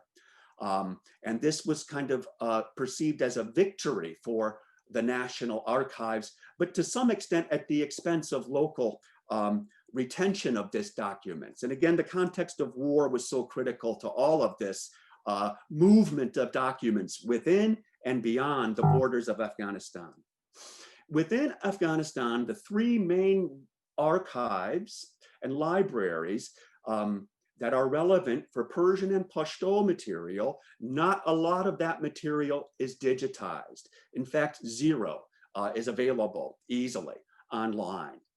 On the upper left is the National Archives we just addressed. The upper right, a very poor picture of a building that's not in great shape, the Kabul Public Library, and the Afghan Academy of Sciences. All three of which retain a great deal of Persian and Pashto material, primarily Persian material at the National Archives, a greater proportion of Pashto language materials at the Municipal Library and the Academy of Sciences. But when we talk about Persian language material related to Afghanistan, we must think about Iran and what it houses in regional and central libraries of Iran related to Afghanistan, some of which is digitized. The Pashto materials held in Peshawar at the University of Peshawar, Islamia College, and the Pashto, the Center for Pashto at the University of Peshawar also retain Pashto language material relevant to Afghanistan. In terms of online material that's housed in Afghanistan and made available digitally through collaboration with an external force, and much of the institutional dynamics in Afghanistan is contingent upon external support, which really throws such a political wrench into the archiving process. But this relationship between the Afghanistan Center at Kabul University and the University of Arizona has made a tremendous amount of material available digitally. And you can see some of the categories of material there. In the context of war, we have humanitarian actions, from the United Nations to various Swedish committees, International Committee of the Red Cross, all of which produce a tremendous amount of information about livelihoods and resources and the environment in Afghanistan. Not all of which is digitized, but it is available and useful. When we talk about the connection of Afghans to geographies outside of Afghanistan, that's a defining feature of the country itself. There's a diasporic influence. The relationship between the Afghan nation and the Afghan diaspora is critical. And in India, we have the Kabuliwala, which is a famous piece of literature by Rabindranath Tagore. And that's about Afghans in Calcutta, where there is a lot of documentation available. In Bombay, the Mumbai Pathans, Pashto speakers in Mumbai leave a tremendous amount of records, again, not all of which is digitized. The Imperial Forest Institute in Dehradun has a number of materials related to Afghanistan and its environment, and a digital repository is Pahar. In Australia, there's two waves of Afghans, 19th century, where there's a lot of photographs and documents, early 20th century, you can see here. But more recently, after 2011, another wave of Afghans in Australia that have made a great difference. This material is not digitized in Australia for the most part. In Kabul presently, there are two organizations, the Afghanistan Research Unit and the Afghanistan Analyst Network, that produces policy-centered knowledge in a robust way, very useful. However, at the sort of sub-state level, Tolo News produces a series of ethnographies about different cultures in the region, like Nuristan in the bottom right. It also produces a kind of oral history library known as the Chai Hana, a wonderful resource. In Herat, the Besun Ghur Foundation is collecting local histories and publishing poetry and doing a lot of good work, as is the Kakar Historical Foundation in Kabul. And we're beginning to see some collaborations between local sort of knowledge production centers in Afghanistan in their own right. Finally, there are a number of individual libraries and archives that I've been contacted by a number of people about how to preserve their library or digitize it. And the question about why the state isn't always trusted to be the sort of curator of this material looms large in this discussion. But for Afghanistan, there's a lot more use to be made of visual material than has heretofore been the case. Finally, for Americans in particular, we need to appreciate the immense amount of data collected by the United States in the context of the post-2001 world. Afghanistan has been surveilled intensively and extensively for over 20 years, on foot and through the air. Where that data goes, the biometric data, the terrain data, forest cover, water courses, the timber, the forest, all of which is documented, but not available to scholars because of securitization.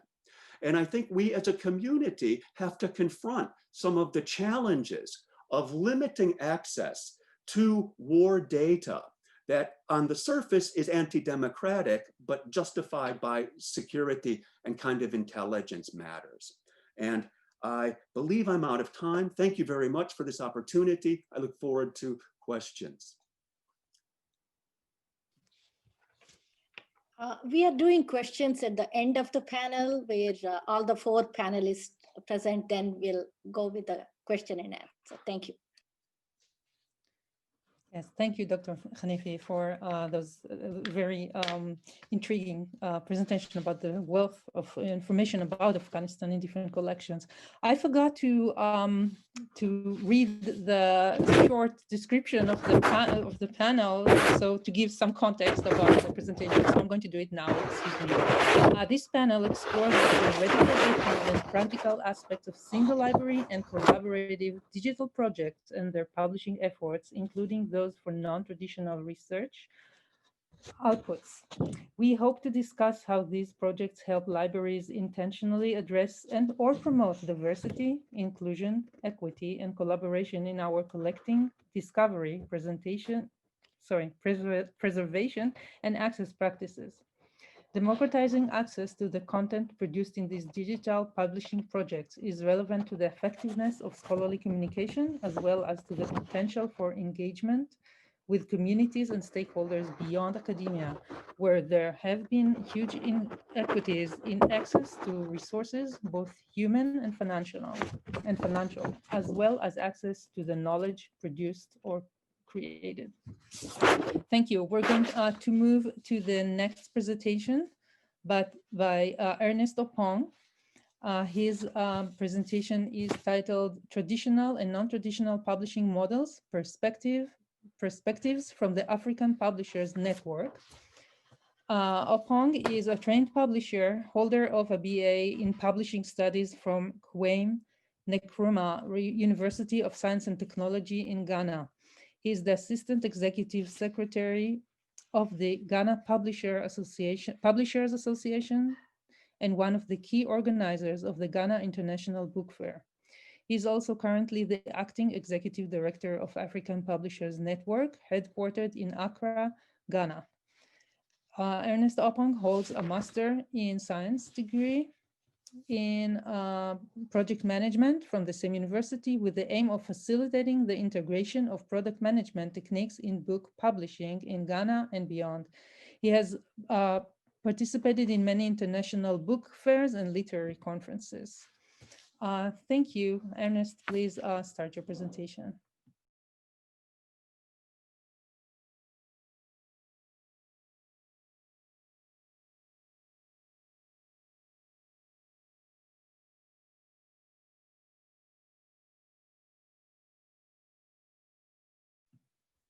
Is Ernest there?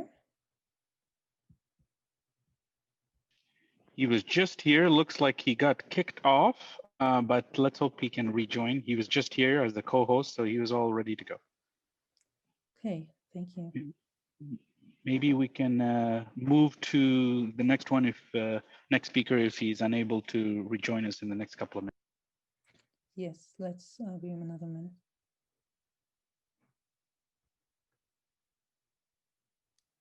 Sorry about it. Ernest is trying to, get into Zoom from Accra, I think. He was in this morning and then. Maybe we should start with Emma. You want to introduce Emma, Rachel? Thank you. Yes, of course. Emma, I hope it's fine with you. Emma Moles is a publishing librarian at University of Minnesota. At Minnesota, Emma leads the publishing services team to develop and manage open access publications created by faculty, students, and scholarly societies. Emma is the associate editor and advisory board member for the Directory of Open Access Journals, editorial board member of Journal of Librarianship and Scholarly Communication, and board member at the Library Publishing Coalition. Emma's 2018 paper, co-authored by Kate McGrady, Developing a Business Plan for a Library Publishing Program, won the 2019 award for Outstanding Scholarship in Library Publishing. Prior to Minnesota, Emma was the Social Science and Scholarly Communication Librarian at Iowa State University. Her title for her presentation is Library Publishing Reimagined. Thank you, Emma. Great, thank you, Raquel. All right, let me share my screen here. Okay, fantastic. So good afternoon. As introduced, my name is Emma Moles, and I'm the publishing librarian at the University of Minnesota, which is a large research university located in the US. Today, I'm going to be reflecting on how my experience as library publisher has pushed me to reimagine library publishing praxis. My presentation is going to be very practice-based with examples from work at my own university, but I wanted to first note, first and foremost, that my approach to library publishing has been largely influenced by the work of my peers, many of whom are listed on this slide. I will note that most of these perspectives are North American, but only because the academic and geographical context is the same as my own. I've included a shortened URL on the bottom of this slide. I hope that if you are interested in this subject or topic, that you will take time to read the work included on this slide. It definitely is foundational to my thinking. So today I'm going to be talking about library publishing, so I think it makes good sense to define what I mean by library publishing. Library Publishing Coalition, a US-based and majority North American association, defines library publish as being based on core library values and building on the traditional skills of librarians. It is distinguished from other publishing fields by a preference for open access, dissemination, as well as a willingness to embrace informal and experimental forms of scholarly communication to challenge the status quo. The emphasis here on this slide is mine, and I'll come back to that in a few slides. In order to understand my later examples, I want to provide a little bit of a background on the publishing program I work on here at the University of Minnesota. We are a 4-person publishing team that provides services and expertise that stretch across the entire publication cycle, from initial setup, digital builds, to final publication. As a publisher, we publish open access journals, textbooks, books, and web projects that fall out of the neatly defined journal or book definition. We build our publications on a number of tools, including open journal systems, Manifold, WordPress, and Pressbooks. Our technology goal is to use platforms that are evolving, community supported, open source when available, reliable, and multimodal. Our process for publishing is fairly straightforward. We provide initial consultations on a regular basis. We accept publication proposals from the University of Minnesota students, faculty, and scholarly societies that are not home-based at the University of Minnesota. These proposals are reviewed twice a year. All accepted proposals are then given a timeline and a team to build them. What I've just described briefly and very quickly is a fairly established practice. I guess that if you are working at an academic library with a publishing program, the services and workflows look somewhat similar. Although just published this spring, the University of Minnesota follows arm in arm with the Library Publishing Coalition's library publishing competencies. Our practice is also established within our own institution. We created in 2016 and updated in 2018 a University of Minnesota Libraries Publishing Services Philosophy and Business Plan. So all of that to say that our program at Minnesota it's established and it's formalized. Our business plan is fairly thorough. It covers sort of what we do and how we do it. However, there is a forward phrase in LPC's definition of library publishing that asks library publishers to constantly be reimagining what library publishing is, and that is challenge the status quo. Beside the fact that nothing in life is certain, especially in US higher education, within academic library budgets, library publishing must be constantly reevaluated. Today, I'm going to reimagine library publishing praxis. My experience at Minnesota and the work of my peers in library publishing as a field has led me to reimagine 7 points of practice that are currently not represented in existing core competencies, though they are being done across library publishers. So I do want to say that what I'm presenting here is not unique to the University of Minnesota. It's very much built up around programs across the globe. I will follow each point with an example of our approach at Minnesota. So first up, library publishers need to develop local transparent policies. University level strategic priorities need to be contextualized and supplemented by local principles that remain true over time. Local principles need to be directly connected to publishing itself. I think this is important when we think about sort of mapping mission and goals with larger university sort of directed strategic plans, is that we often have to try to find gaps in which we are saying library publishing or publishing in general fits under here. By developing local goals, we can have things that are directly connected to publishing. Principles need to be shared, reiterated, and built upon. For us at Minnesota, in 2017, our publishing services created 10 principles. I won't read all of them now. I have included them on the next 2 slides, but they include things like, we believe that the scholarly ecosystem works best when creators retain their copyright. And we support intellectual freedom by keeping the means of production in the hands of scholars. These principles we share with every partner, whether that's a journal editorial board or an individual author of a book. We share these principles with all of those stakeholders.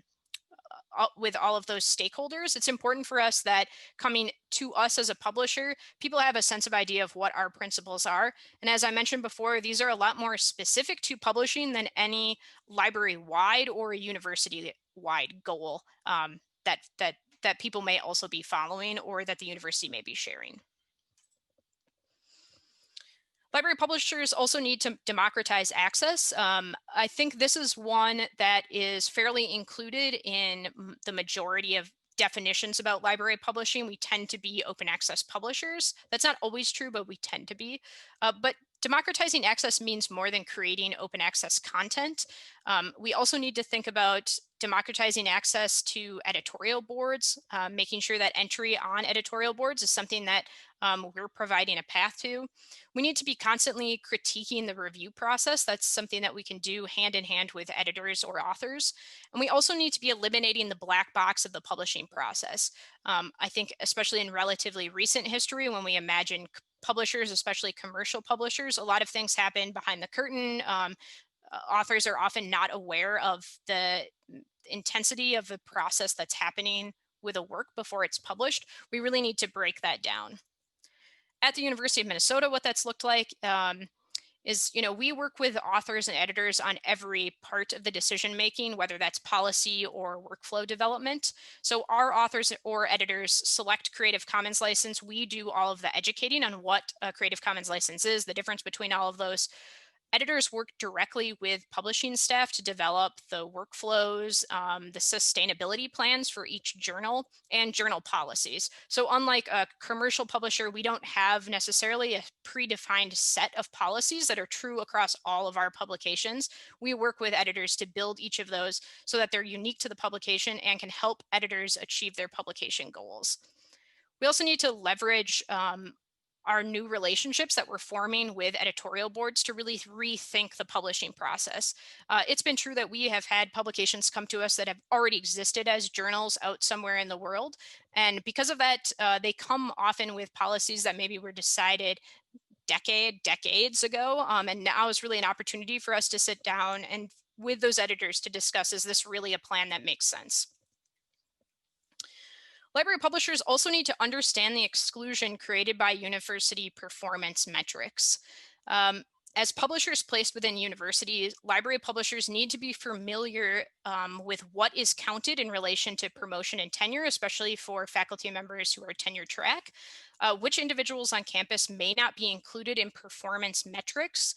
You know, I think there's a lot of examples that we can think of where this plays out across a university, but it's important as library publishers we understand that. We need to discuss power imbalances and resistance to change when we talk about publications and when we work on the publications that we work on.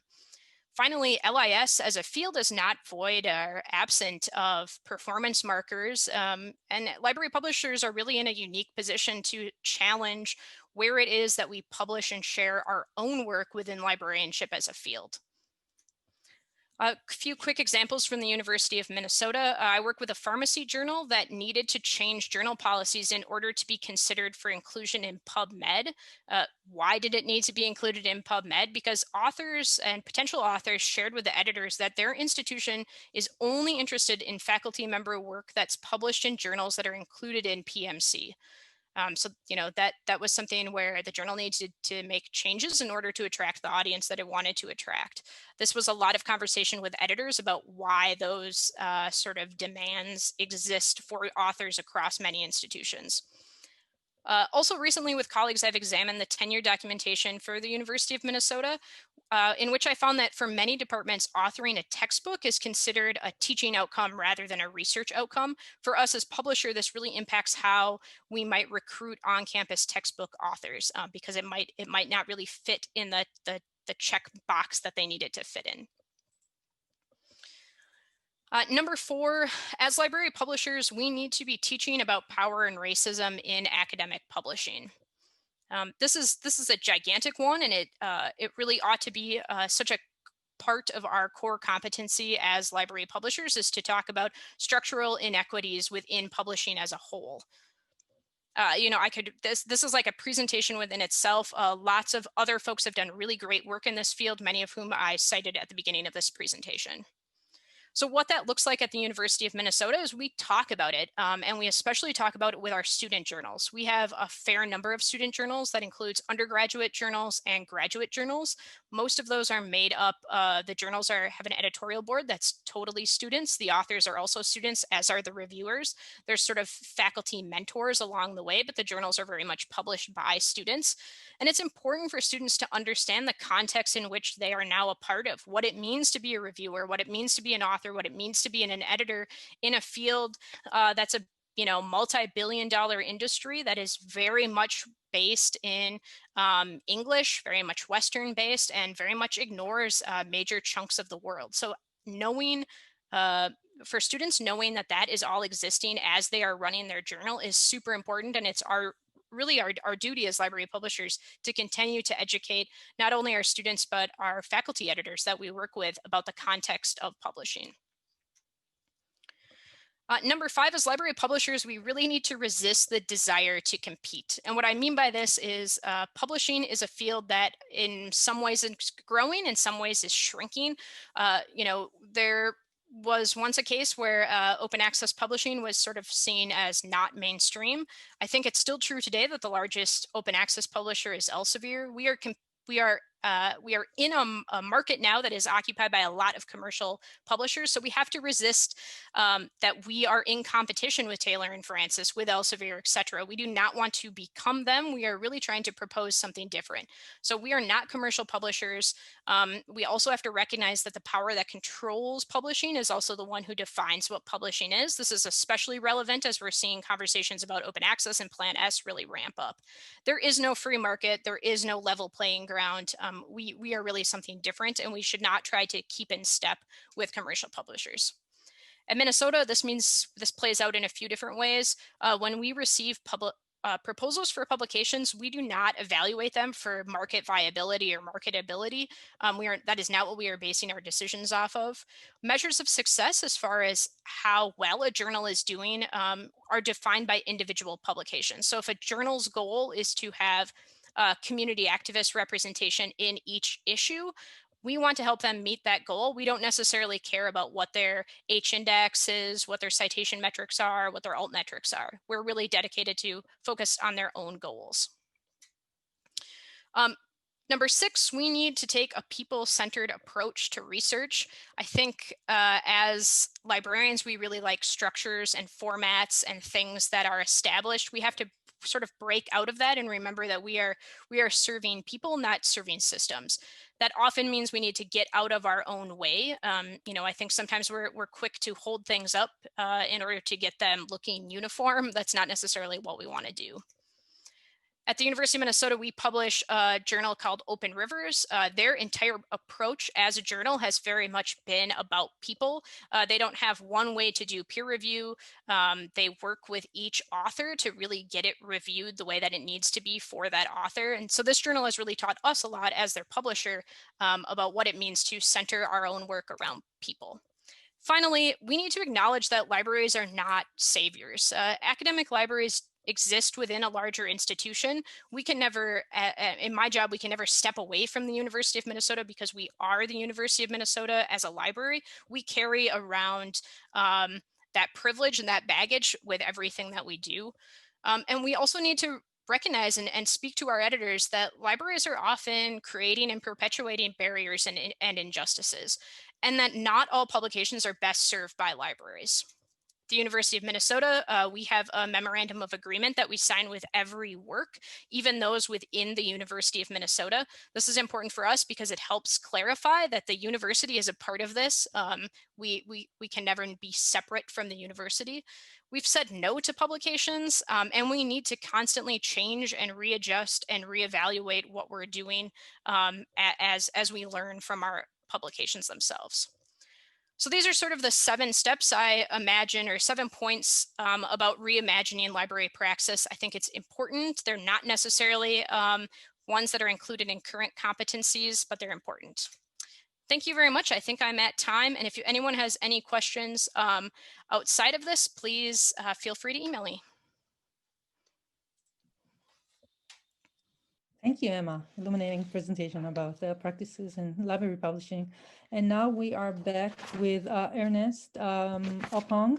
Ernest, if you are here, please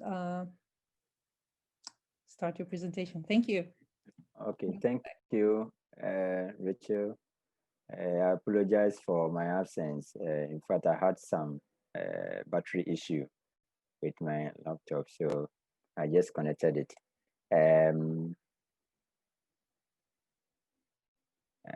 Please, can you see my screen now? Yes. Yes, we can. Yes. Okay, all right. I'm presenting on traditional and non-traditional publishing models, perspectives from the African Publishers Network. I will use 5 countries as my case study because Africa is very broad. I'll focus on Kenya, Nigeria, South Africa, Egypt, and Ghana. So I will talk about the traditional and non-traditional academic publishing models that scholarly authors and publishers use to publish academic works, and then challenges involved, then possible solutions to the advancement of the non-traditional academic publishing. So I will limit my presentation to the traditional and non-traditional academic publishing models. To start with, African scholarly authors are writing and publishing scholarly works, but still visibility and recognition remain a challenge. So that's one truth for us to know. So snapshot of publishing in Ghana.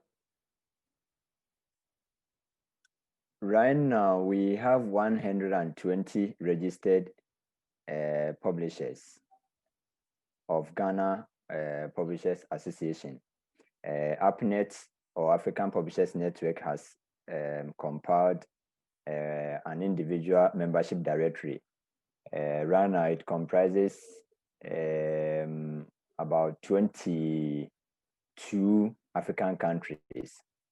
Yeah, so very soon we will publish it. And then brief history about the scholarly publishing in Ghana. We had Ghana University's Press. That was the first state and local scholarly publisher set up in 1962 to publish scholarly works of lecturers for teaching, learning, and research purposes. In 1999, it was relying on government subvention. So in 1999, they had published about over 250 scholarly titles. And then when government funds ceased, their ability to publish works of lecturers declined. So they were, at some point, they were asking lecturers to pay part of the cost or fund everything. So around that time, in the beginning of the 21st century, they introduced what we call publish or perish policy, where the ability of lecturers publishing their works fell on the lecturers. So if a lecturer is not able to publish their works, it means that they are not going to be promoted. And after some years, they may be dismissed from the university. So now Ghana University's Press is under resuscitation, and we hope that it will come back to its original feed. In Ghana now, we have some local private publishers that publish academic works, and we also import most of our academic works.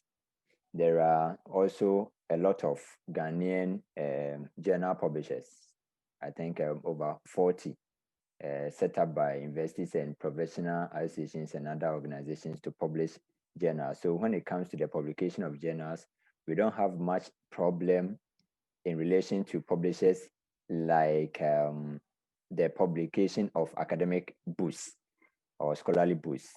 That is where the challenge is in Ghana.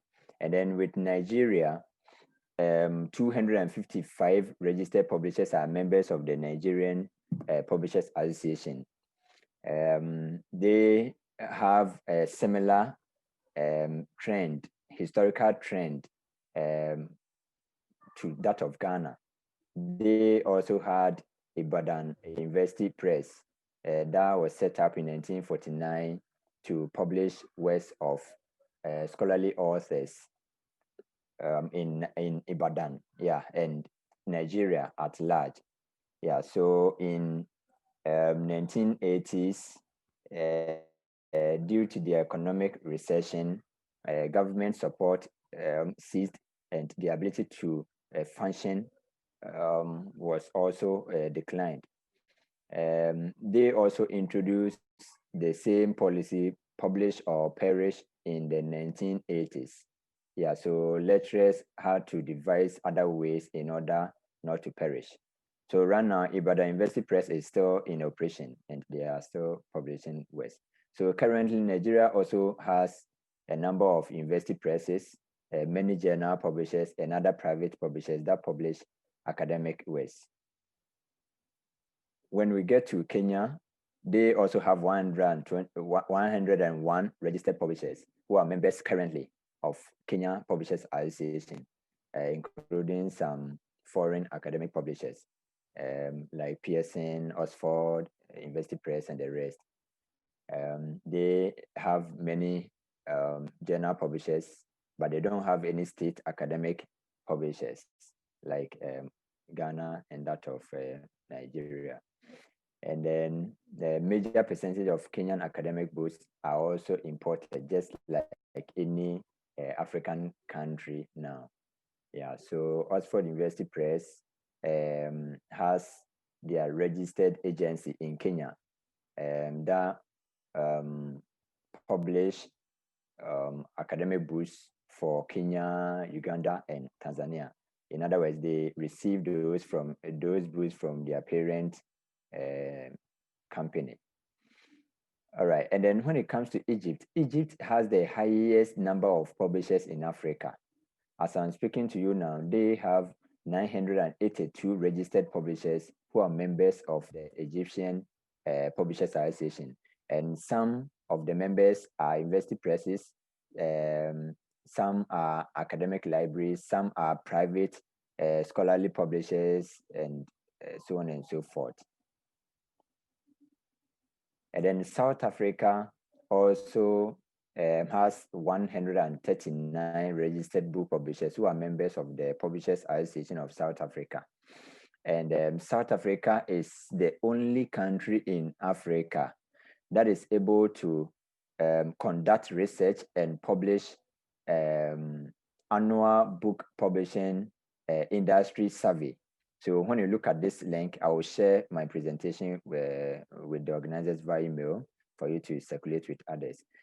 So when you click on this link, it will take you to their latest survey reports. And in South Africa too, we have a number of foreign publishers that have been established in the country. And they also have some journal publishers, university presses, foreign and local scholarly publishers. And South Africa also has Sabinet, that is a journal indexer owned by one company in South Africa. So I can say that South Africa is highly, highly, highly developed across board, scholarly, trade, and educational books. So when you look at this table, that is an excerpt from their survey report. And the survey report covers April 2018 to March 2019. And these are statistics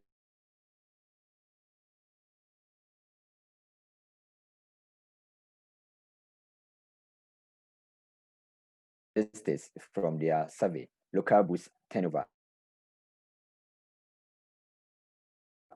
that is the printed copies and the digital. You see the printed and then the figures are quoted in rand. As you can see from the heading is by 15, you get it in dollars. All right, so with the traditional academic publishing models, we started just like many companies, publishing companies across the world. We also started with the manual approach, where everything, each of the activities is done manually. And then after the content has been approved, it will be printed. And then now there has been a software that is able to carry out the publishing process from submission to production. And one publishing house that is using the software for their academic publishing is Royal Light Publishers in Kenya. Yeah, so the mechanical approach is a non-traditional one that is being used to advance the traditional approach. And then when you look at this diagram, you see that we have vanity publishing. Vanity publishing is a type of publishing model where the author funds the cost of the project, of the work, and then the publisher will use his expertise to publish the work. When you come to Africa, among the 5 countries and Africa in general, this is the most common publishing model, traditional academic publishing model being used. Since selling academic works in Africa is a challenge. All the publishers prefer, especially the private publishers prefer, that the author funds it before they undertake the publishing process. Another model is shared publishing. In some cases, both the author and the publisher will fund the work. Yeah, that is shared. Then the publisher will publish it.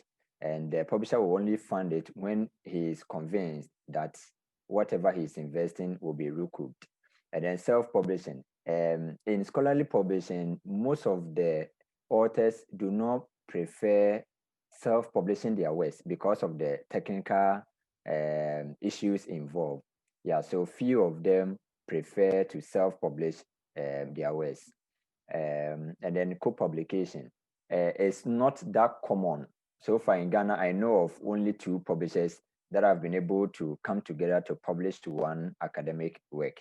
Yeah, but it is also a traditional model they use. And then we get to the challenges confronting the traditional academic publishing models is no visibility. When you get it printed, who is going to see it online? No recognition, no citability, not cost effective because of the printing cost involved, and then limited marketing of printed books due to high cost of marketing, and then difficult to track the performance of the work. When you publish your work online, like a platform is able to track when somebody downloads, it sends you a message, a mail, but that is not so in the traditional approach where it is merely printed. And then reluctance of some authors to publishing under the traditional model, because when the work is cited, the more it is cited, the more it runs the university of the author. Yeah, so many authors may not want to publish under the traditional model. They prefer the non-traditional model so that they can gain the visibility and then recognition and all that. And then the non-traditional academic publishing models, we have the subscription-based, and with this one, the few of the African publishers, especially in these selected countries, use the subscription-based publishing model. From my studies, I find out that the buyers mostly are from USA, Europe, and Australia. Africans do not buy academic books online. Yeah, they prefer downloading for free. Yeah, so that is also one of the things confronting or not encouraging African publishers to publish. Yeah, so subscription is when you subscribe and then pay, you get access to the work. So some of the African publishers are doing that. And then another form is open access models. We have 4. I'm we have 4. Times are, I'm sorry, you have 1 more minute. You're over. Really? Sorry. Yeah, so okay. We will share your okay. Okay. I think when I finish, when they ask their questions, I can fill in. Yeah. So basically, these are also types of non-traditional publishing models. Yeah. And then challenges, advantages over this. So let me run up possible solutions and then the digital project. So I will end here. This is the last page. I think. Let me end here. If anybody has any question, I can address that. Thank you very much. Well, thank you, Ernest, for your presence and presentation. I know it was very tricky for you, given the time difference as well as internet connection speeds in the other part of the world where you are located and working under constraints. So I have been tasked to deal with questions and answers, and So I will start right away. Yes. Sorry. We still have Aruna's presentation. Oh, I'm so sorry. It's my mistake. So I apologize. Yeah. Okay. So thank you, Ernst, again. So Aruna Magyar is our last panelist. She's also one of the organizers of the panel and the whole event today. So thank you. Her presentation is titled Digital Democratization and Preservation, 3 Collaborative Area Studies Open Access Initiatives. Aruna is the librarian for South Asian Studies, International Relations, and Food Studies at New York University Libraries. She's also the associate editor for South Asia of the Online Bibliography of Asian Studies and a senior editor of the Oxford Research Encyclopedia of Asian History. She received her PhD in history from Osmania University with a research focus on Indian economic history and her master's in library science from Queen's College. She plays a lead role nationally in initiating collaborative documentation projects and digital. She is the co-chair of the international collaboration, the South Asian Open Archives. Yeah, Aruna, you can start your presentation. Thank you. Thank you so much, Rachel.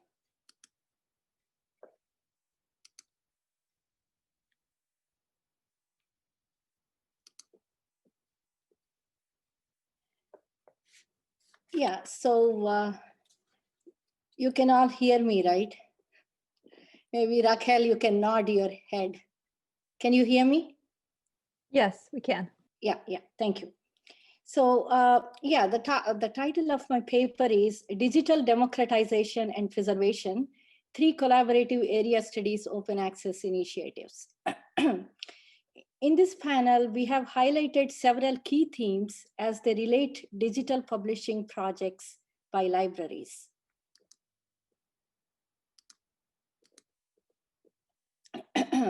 So the themes of the panel. First, the importance of collaboration for overcoming the challenges of collection building, discovery, preservation, and access. And then the necessity of engaging directly with communities and stakeholders beyond academia in order to democratize access to content.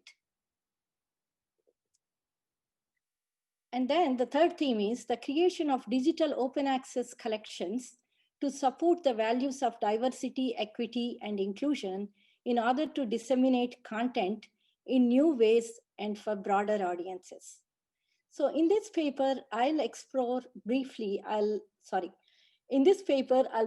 describe 3 collaboratively conceived and implemented digital projects from the sphere of international collections and area studies, and each illustrate the themes just mentioned now and how they connect to the aims of coalitions and today's forum. And they also connect with nicely the presenters who presented before me in this panel itself. So the first one is, this is South Asia Open Archives. And this is known as SAWA. SAWA was conceived and its work initiated about 8 years ago, and it launched its public face and open access content in 2019, last year. With administrative support from the Center for Research Libraries and an open access platform hosted by JSTOR, SAWA has currently grown to a consortium of 26 libraries and research centers around the world that curates select public domain and permission granted content from collections of its members and partners and preserves and digitizes it for open discovery and access. The multidisciplinary content, currently more than 23,000 items comprised of over 660,000 pages, includes especially unheard historic, colonial, and contemporary resources related to women, caste, religion, linguistic, ethnic minorities, and others. SAWA exemplifies the themes of our panel because it is fundamentally collaborative in nature. It arose in a concerted effort of member organizations and willing partners to plumb the riches of their print collections and to centralize open digital access in order to counter the unsustainable and inequitable trend towards commercialization of public domain content. Its growth and sustainability depend on continuous contribution of human and material resources from its members. And then the second point about SAWA is it addresses diversity and inclusion in the prioritization, selectivity, and shaping of its growing digital collection by focusing on materials that are otherwise often underrepresented in collections and in commercial digital products. The diversity and inclusion, this diversity and inclusion from geographic, linguistic, ethnic, gender, and other areas is an explicit component of SAWA's collection policies. Democratized access entails open discovery. SAWA addresses this through broad dissemination of metadata records at the item level, as well as through multilingual OCR,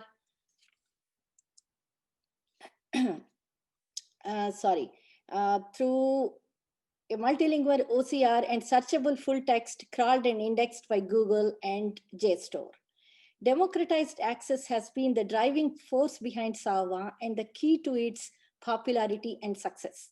SAWA carefully selected the best available hosting platform to provide both robust research capabilities for academic endeavors as well as sustainable open access for the benefit of public constituencies beyond academia, especially in South Asia and its diaspora, where access to this kind of content has often been severely limited.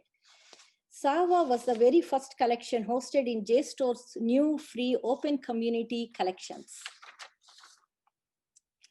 Finally, SAWA actively engages with communities that are the sources of content to enrich to the collection. So in this context, I would like to give an example of one type of resource we got into SAWA, which is the Sri Lankan Archives of Dissent. And these are actually, we worked with the SAWA, I said because I'm co-chairing it now, I'm using inclusive language, but SAWA worked with the American Institute for Sri Lankan Studies, and through their help, and also we are partnering with Princeton to get some of these ephemera resources digitized. So it's a triangular collaboration. The materials themselves are fascinating in the sense that they emphasize pamphlets, brochures, manifestos, and others related to the youth movements in the late 20th century in Sri Lanka. So is going to be available very soon on SAWA. So then next, the South Asian Gender and Sexuality Web Archive. This documents and preserves the web-based output of activists, grassroots organizations, and social justice movements committed to promoting the visibility and experiences of LGBTQ people and women in South Asia and its diasporas, and chronicling their movements against gender and sexuality-based violence and discrimination. A group of US South Asia librarians recognized the research and teaching importance of understanding these contemporary movements, as well as the endangered and ephemeral nature of their web-based documentation. This led us to start collecting and describing links to key online content and to approach the Web Resources Archiving Program of the IV Plus Libraries Confederation's Collection Development Group. The IPLC, as it is known, is supporting this program directly and had already launched, preserved, and cataloged 25 other large thematic web collections. The IPLC program accepted our proposal last month, and the South Asian Gender and Sexuality Web Archive went live last week. Thanks to our web services librarian, Samantha Abrams, who worked really hard to get them active by today. Because it targets ephemeral, endangered content from movements and groups that have been historically oppressed in South Asia and overlooked in library collections.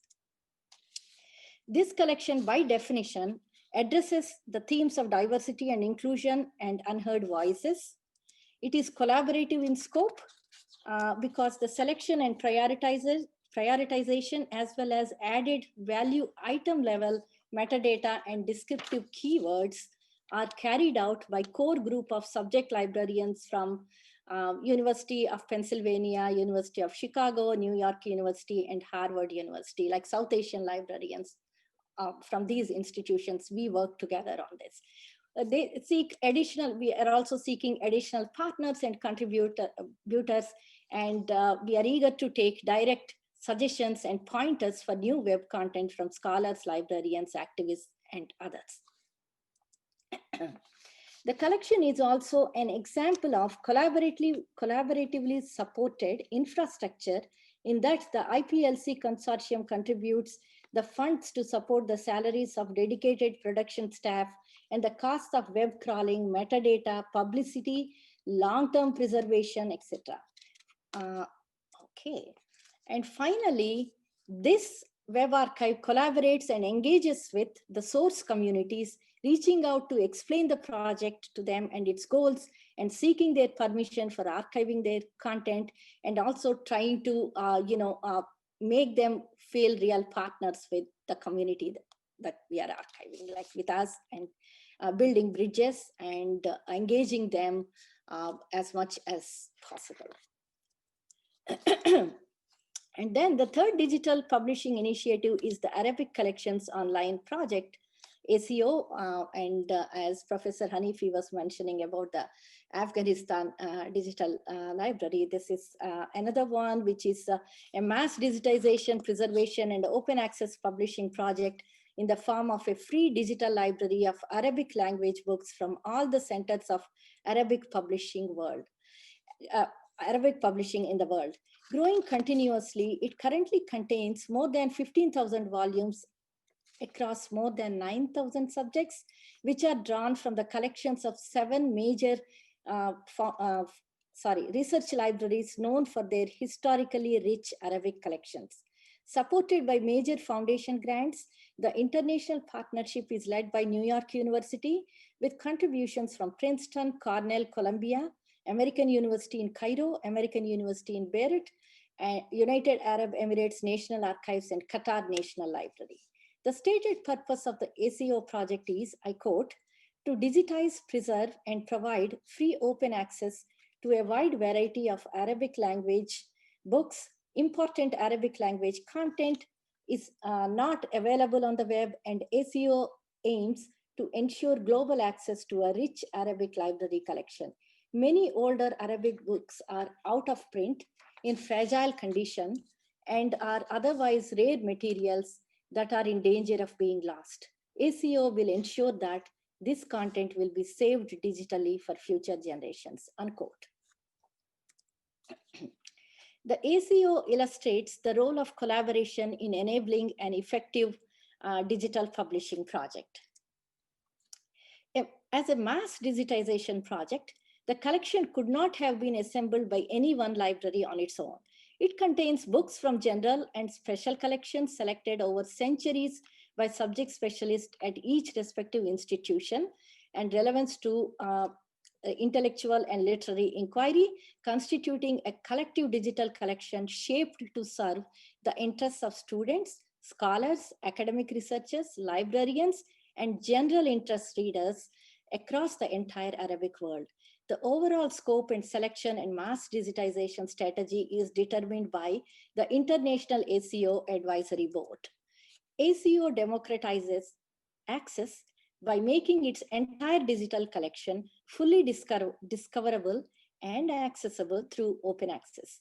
These are largely materials that were not available anywhere else except at these elite libraries that hold the print, and they are now brought up for equitable digital access to any interested party or anyone. Discovery is also democratized by virtue of the full data set of all the metadata records, which ACO makes freely available via GitHub. So then a special aspect of this project was the degree of investment in extensive and expensive legal expertise to clarify and certify the international copyright and public domain arrangements of each country of publication. This paid off because it turns out that in many of these countries, public domain is more extensive because their copyright laws only protect books with publications dates that are much later than the US-based default, like 1924, routinely imposed to limit digital access in other mass digitization projects like Google Books or HathiTrust. Thus, for example, materials from Middle Eastern countries are in the public domain, even if they are published as late as in the 1970s in some cases. So this research enabled ACO to legally and safely provide the world with democratized access of full text for much broader and richer collections than would have been possible otherwise. Finally, okay. the AC. We're almost out of time. So. Yeah, I'm finishing. It's just one paragraph. Yeah, thank you. Finally, the ACO collaboratively addresses digital preservation, creating and preserving preservation quality master TIFF images, as well as lower and higher resolution compressed derivatives for web archiving, for web viewing and downloading. So this is another positive aspect of that, proper provision to long-term preservation. So what these three area studies digital publishing projects have in common is that the participating libraries have in each case created a collaborative community of shared interest where the members are contributing real resources despite the resource constraints and limitations of their own collection development work to address the wider goals and values of open discovery, democratization of access, decolonization of content, and diversity, equity, and inclusion, both in the selection of content and in the intended global audiences. So I want to conclude this by saying that, there is so much scope and opportunity for all of us to work collaboratively and also actively engage working with communities in, creating and developing and working towards equity and access of both discovery and content. So now I will turn to Dr. Leeladhar Pense to moderate our panel discussion and the Q&A session. Thank you so much. Thank you so much, Aruna. Sometimes my enthusiasm and curiosity takes the best of me. So once again, my apologies for, after Ernest's presentation, I just jumped in. So let's start with the questions first. First of all, thank you for all of the panelists for presenting interesting and intriguing presentations, as well as raising some questions. The first question I have here in the question and answer is from Linda S. And it is as follows. Does University of Minnesota Library also have a Skolcom librarian? So that's for Emma, I believe, too. Yeah. Yeah, at the University of Minnesota Libraries, we have a lot of people working on scholarly communication like things. So yes, we do have a scholarly communication librarian. That librarian works with us in publishing in sort of an advisory role. The work that she is mostly doing, the Skolcom librarian, is actually related to spending related to our collections. So thinking about transformative agreements, etc. So we do have one, works in a fairly different realm than my own. All right, thank you. The second question is also, I believe, to you. What are the jobs of the 4 people who run the library publishing concern at University of Minnesota? Question mark. All librarians? Question mark. So I chair a team. There's 4 of us total. So I'm the publishing librarian, and then we have 2 folks who work mostly on technology. So we have a programmer who works a lot on templates and themes for open journal systems, and then also works on WordPress. So he's a WordPress developer. My colleague Shane works mostly with open education resources, which in our case right now is primarily open textbooks. He also does some larger negotiations across campus and related to technology. So if we're using any sort of shared technology, he's kind of the contact point for that. And then my colleague Lorene works with a lot more of where publishing intersects with other library roles. So she's the one who works to make sure that all of the books we publish get cataloged by our catalogers. She fills out applications for things like Directory of Open Access journals or other indexes. So she does a lot more of that work. And then together, the four of us all work on, we each take a lead when we build a publication. So we kind of rotate who's sort of the point person on each publication. They are all library staff members, but sort of our titles and positions varies according to our own internal structures, but they're all based full-time in the library. Okay, thank you so much, Emma. And there is another question from an anonymous attendee. Can any institution contribute to the ACO Arabic collections online? ? If so, how can they do it? Our institution does not have deep Arabic collections, but we do have a couple of manuscript treasures that would be great to share more widely. Thank you. Thank you. And may I know who is asking that question? It is an anonymous attendee. There are no names attached. Okay, that's fine. So thanks for this very good question. And I would suggest that you contact our Middle East Islamic Studies and Middle East librarian, Guy Burak. I think I can type in his email address here. Guy, maybe he's already here.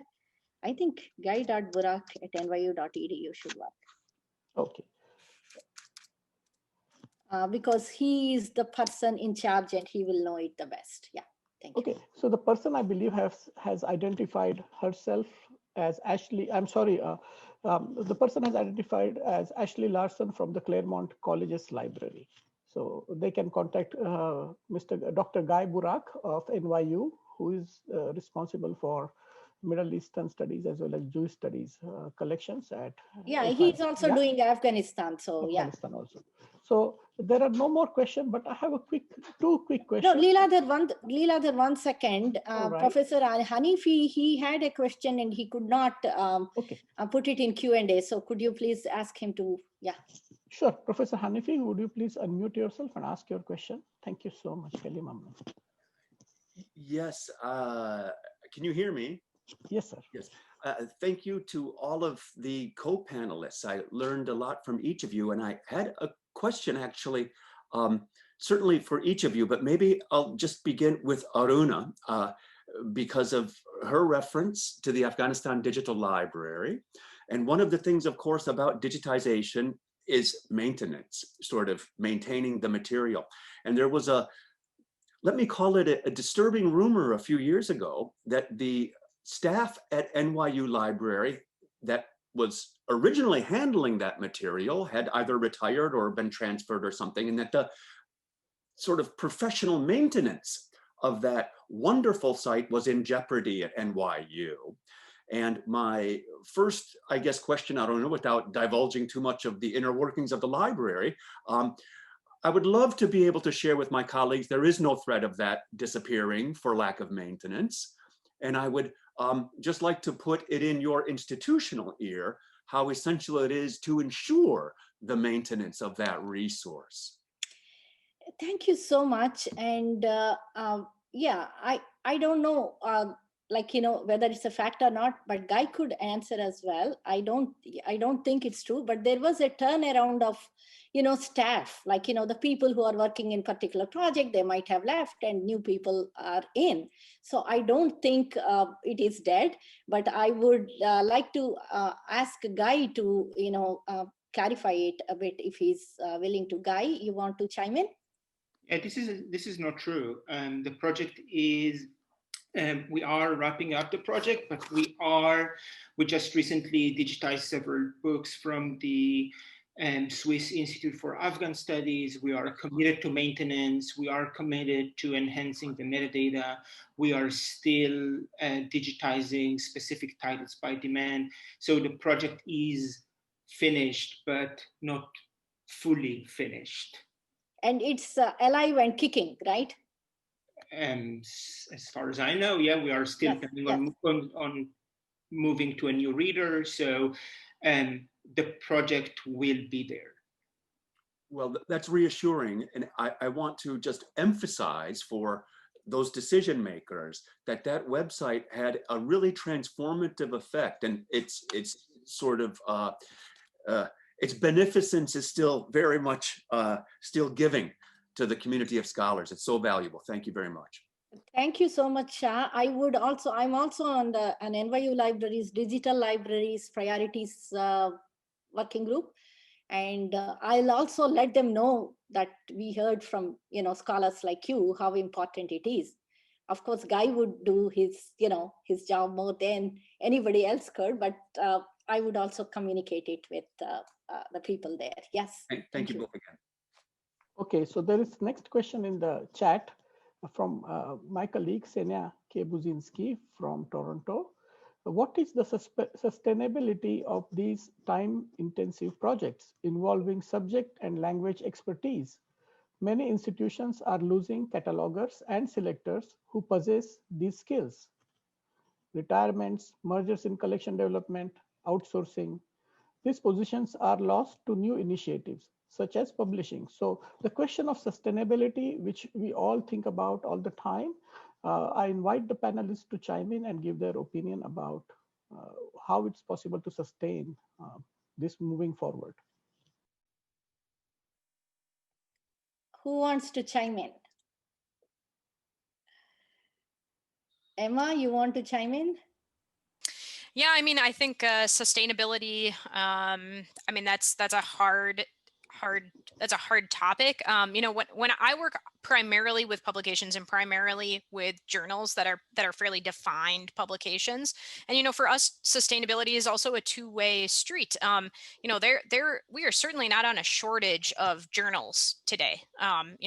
Across the globe. So another thing that we're thinking about is, how long do the editors of a journal want that journal to continue to be a journal? And that's a question that we ask at the very beginning. It's a challenging question because we as the publisher, we don't want the intellectual property or the copyright of the journal, right? Nobody transfers that to us. So if a journal's editorial board ceases functioning as an editorial board, we don't necessarily go out and recruit a new editorial board as the publisher. We don't dictate the direction of the publication, the editorial board does. So for us, it's the sustainability is a conversation we have to have from the very beginning. It's one that we have to have in partnership with the stakeholders of the publication.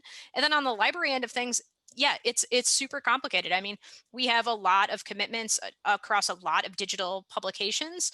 Staff are changing all the time. New staff are coming in who might not be familiar with the sustainability plan of a project that was worked on 10, 20 years ago. So, I mean, I think all of those are challenging. For us at Minnesota, one of the big parts is that we are a very large library. We're a large organization. So we need to continue to communicate, even just internally across archivists, across librarians, publishing programs to digital scholarship programs, which is hard, and it's hard to make time for that. So, I mean, for me, it's mostly about partnership and communication. All right, thank you so much, Thanks. Emma. I believe Thanks, Sarah. Emma. I would like to add a bit more to that.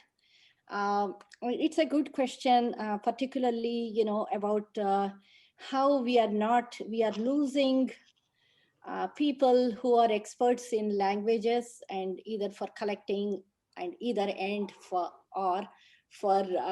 cataloging and providing metadata. It's happening a lot, and also mainly, because of COVID. Now universities themselves, they don't have funds to even fill in the gaps left by people who are retiring or whatever, leaving. So that is a big challenge right now because of COVID. And so how to deal with that kind of thing? It is like, the policymakers, the associate university librarians and university librarians at the higher level, they discuss it with the university administration, and they come, and the university library, and they have their priorities, and based on how much they could spend on various tasks and what are the priorities, that is how money is allocated. So it's good to have these kind of conversations. Like the coalition had conversations where we invited AULs for collections and higher ups also to this forum, where they could hear us and we could hear them. And many of them are very supportive of collections. So and also it's always good to work all of us together, like scholars, like, Shah, you and others like librarians, archivists and community. We all should work together and bring it to the notice of our university administrators, the importance of continuing our work of collections. And also getting collections themselves is not sufficient unless we provide discovery access and people are able to find them easily, and they should be preserved long term. So these are all conversations. It's good to have this, and this is only the beginning of our conversation here. So we'll have more, but again, it's always good for faculty and scholars to communicate that to the heads of the libraries as well. Thank you. Thank you, Aruna. There was a question. One of my colleagues, Salamista Sarah Bakkachaluba, had raised her hand. If you have a question, Sarah, please type it in the question and answers, simply because we are running out of time. While you are doing it, I will ask a question to Professor Hanifi. The question is a little complicated. As you know, the Afghanistan underwent a series of invasions and occupations in the modern times. First was the Soviet occupation for a certain time, and now it is under American occupation to a certain extent, because American troops exist there. They carry out operations, day-to-day patrolling, etc., to my knowledge. How does these two invasions have affected Afghanistan's cultural production? I mean by print, digital. We hear about Afghan rap. We hear about different issues, publications produced by, let's say, Taliban. What kind of efforts have been done to preserve those? And if you can briefly address the adverse effects of these two occupations. United States is occupier right now of Afghanistan, whether I like it or not. And how does that affect cultural production? What kind of censorship exists, doesn't exist, etc., etc. Thank you. Well, Leeladhar, thank you so much for that. It must be a complicated question because Afghanistan is a complicated place. And of course, no two invasions or occupations are the same. And there's an initial, at least, very noticeable structural distinction. And that's with the Soviet invasion emphasis on, let's call it high science, of course, for state purposes. And the Academy of Sciences, for example, flourished during the DRA regime, for example, in ways that it did not subsequently. Under the American invasion and occupation, I would say popular cultural production and media, and of course this is related to a change in technologies between the two invasions, the multiple decades between the two invasions. So I would say popular media, and if there's such a thing as apolitical journalism thriving under the American watch. And what is so astounding to connect again my answer with a point Aruna made about a kind of resistance library in Sri Lanka. We have no evidence of at least online or publicly accessible resistance archive of any sort in Afghanistan. So this is a great need, if not resistance, at least a more, shall we say, objective appraisal of the impacts of war on social life and the environment, for example. And what I would be most clear about in terms of long-term sustainability is the damage to the water supply of Afghanistan from the munitions that include depleted uranium, which render the place ultimately uninhabitable in the future, and documenting the kinds of population movements associated with war, compounded by climate change, are an urgent necessity. To speak to the, I guess, relationship of censorship and propaganda in war. Leeladhar, I hope that is at least a beginning, short answer to a complex question.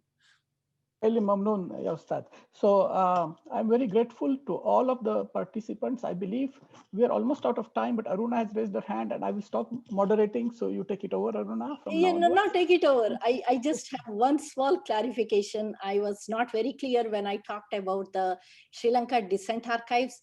They don't have an archive there. the AISLS in Sri Lanka, they collected these pamphlets and brochures related to the dissent movement. And so, we got them through SAVA for open access, and it's named, the AISLS worked with the communities to name it Sri Lanka Dissent Archive. So it is like based on the gathered resources. So yeah, there is no archive as such. Yeah, sorry about my. No, perhaps I got too excited about the word and the possibility for Afghanistan. Yeah, there is a possibility here. Yeah, we should continue some other time the conversation. It's great. Over to you, Leeladhar. You are muted. Thank you so much all. We are out of time. There was a last question from Sarah. Great presentations, really great ideas about collections, collaborations link to community activist collaborations. It was more of a comment. So let's stop at this point. We have another panel coming up. You are welcome to join the end session, which is moderated by my two beautiful and great colleagues. Sorry, I used the beautifully from the heart. It was in any way, it is getting recorded, so I'll be on the record, getting in trouble. Patricia and Joe will be moderating the ending discussions. So please try to join us, and there are other panels. See the agenda. Thank you so much. Have a great, great afternoon. Thank you so much. Thanks, everyone. Bye-bye. Thank you so much. Thanks, everyone. Thank you so much. So, our first speaker is Mara Thacker. She's a South Asian Studies and a Global Popular Cultures Librarian and Associate Professor at the University of Illinois at Urbana-Champaign. Martha, when you are ready, feel free to take over from there. Okay, thank you so much for the introduction and for inviting me to be a part of this panel discussion. Buying trips, or as I like to think of them more, overseas fieldwork has been a core part of my research agenda as a faculty member, and has really been at the center of a lot of the work that I do. So just to cover, and I'm going to throw some links in the chat, hopefully, as we go, but just to talk a little bit about my engagement and experience with the topic. So I have a 2017 article which is about buying trips. It's based on interviews with South Asian Studies Library colleagues. I was a co-author of the 2016 statement, which many of you will be familiar with, the IASC 21 statement on the value of international travel. And then I have been on 4 buying trips myself over the last 8 years. And this last one was a little bit of a different model, which I'm excited to talk about at the end of this. And there is a forthcoming article, hopefully, that is in the final stages with Ellen Ambrosoni and Laura Ring. So I've done a lot of thinking and a fair amount of writing and a fair amount of doing on the topic. So first I'm going to talk a little bit about the specificities of travel to South Asia, because I think we probably all know that each of the various areas for area studies librarianship are a little bit different. So I want to talk a little bit about South Asia.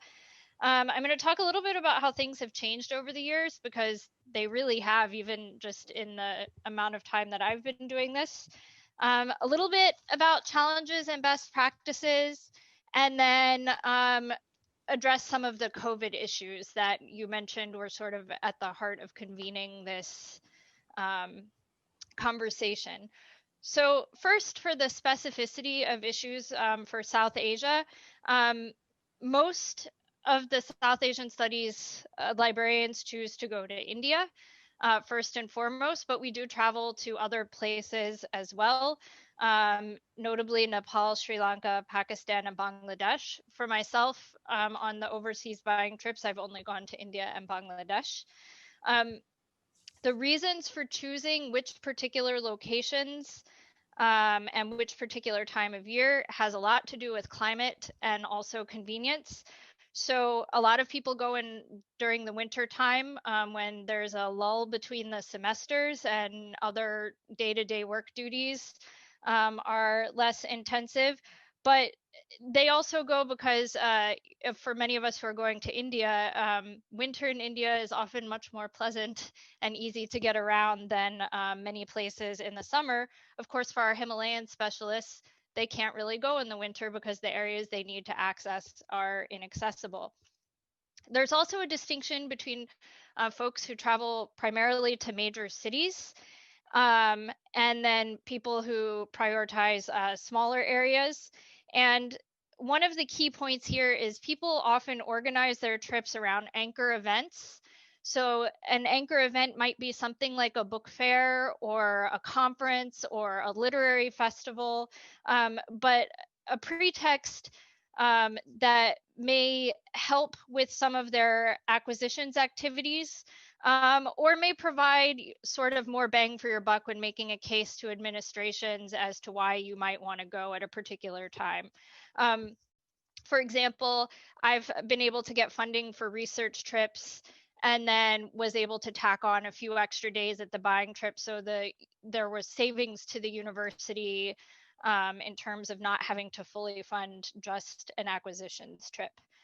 In thinking about the benefits of major cities, often there are multiple large publishers and established vendors you work with, so you can get a lot of meetings done in one place. However, those places are often, and vendors are often people we work with regularly already and can do business with at a distance, so you may be missing some opportunities if you only go to, say, Delhi or Kolkata every single time, if you don't kind of branch out a little bit. Thinking about how things have changed over the years, one of the most obvious things I can think of is around payment.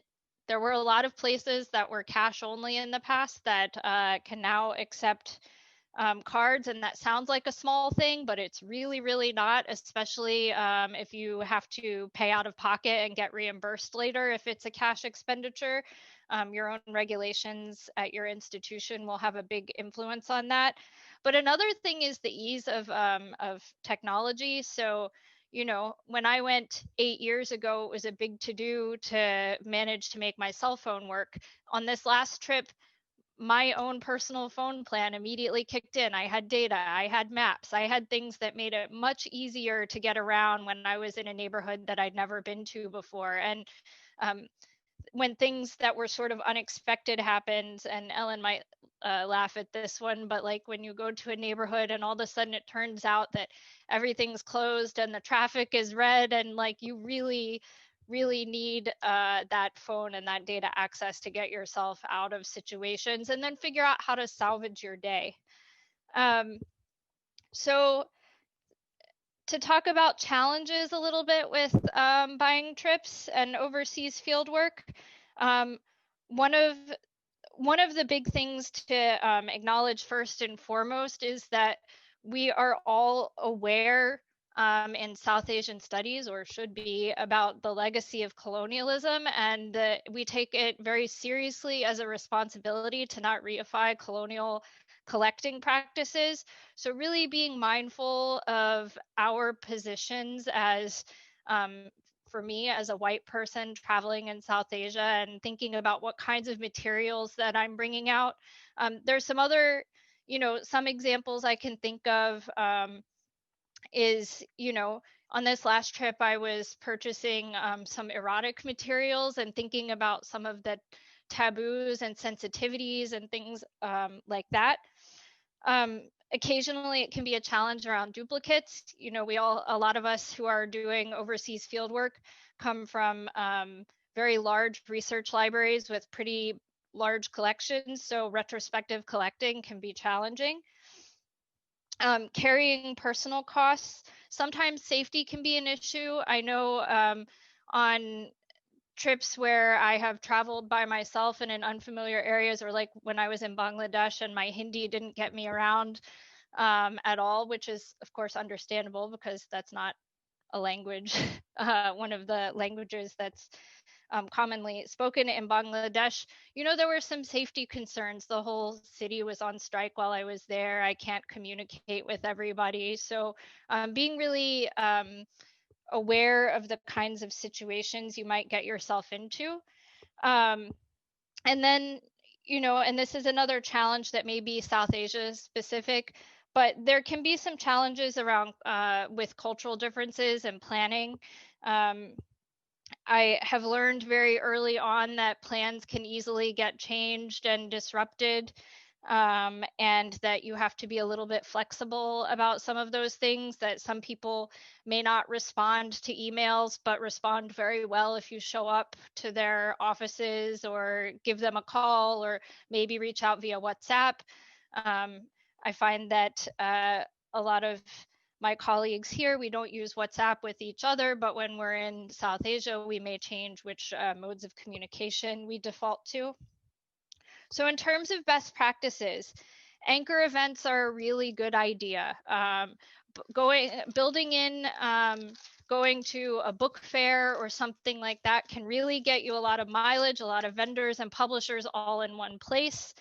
But ask around if you don't know which ones are better. So for example, the Delhi World Book Fair is a really big event and it's a valuable event, but it's very international and it's geared towards a certain type of bookseller audience, whereas the Kolkata Book Fair has a little bit more in vernacular languages and more regional publishers in my experience. So asking your colleagues about their experiences at various events you might find useful. Or for example, the Jaipur Literature Festival is a huge event, but it's gotten too big over the years, arguably, and is maybe a little less useful than it used to be. Again, I want to return to the point of balancing small towns with large towns and kind of stretching yourself a little bit. It's always, you know, I'm pretty sure that most times I take a fieldwork trip to India, I will probably stop at Delhi.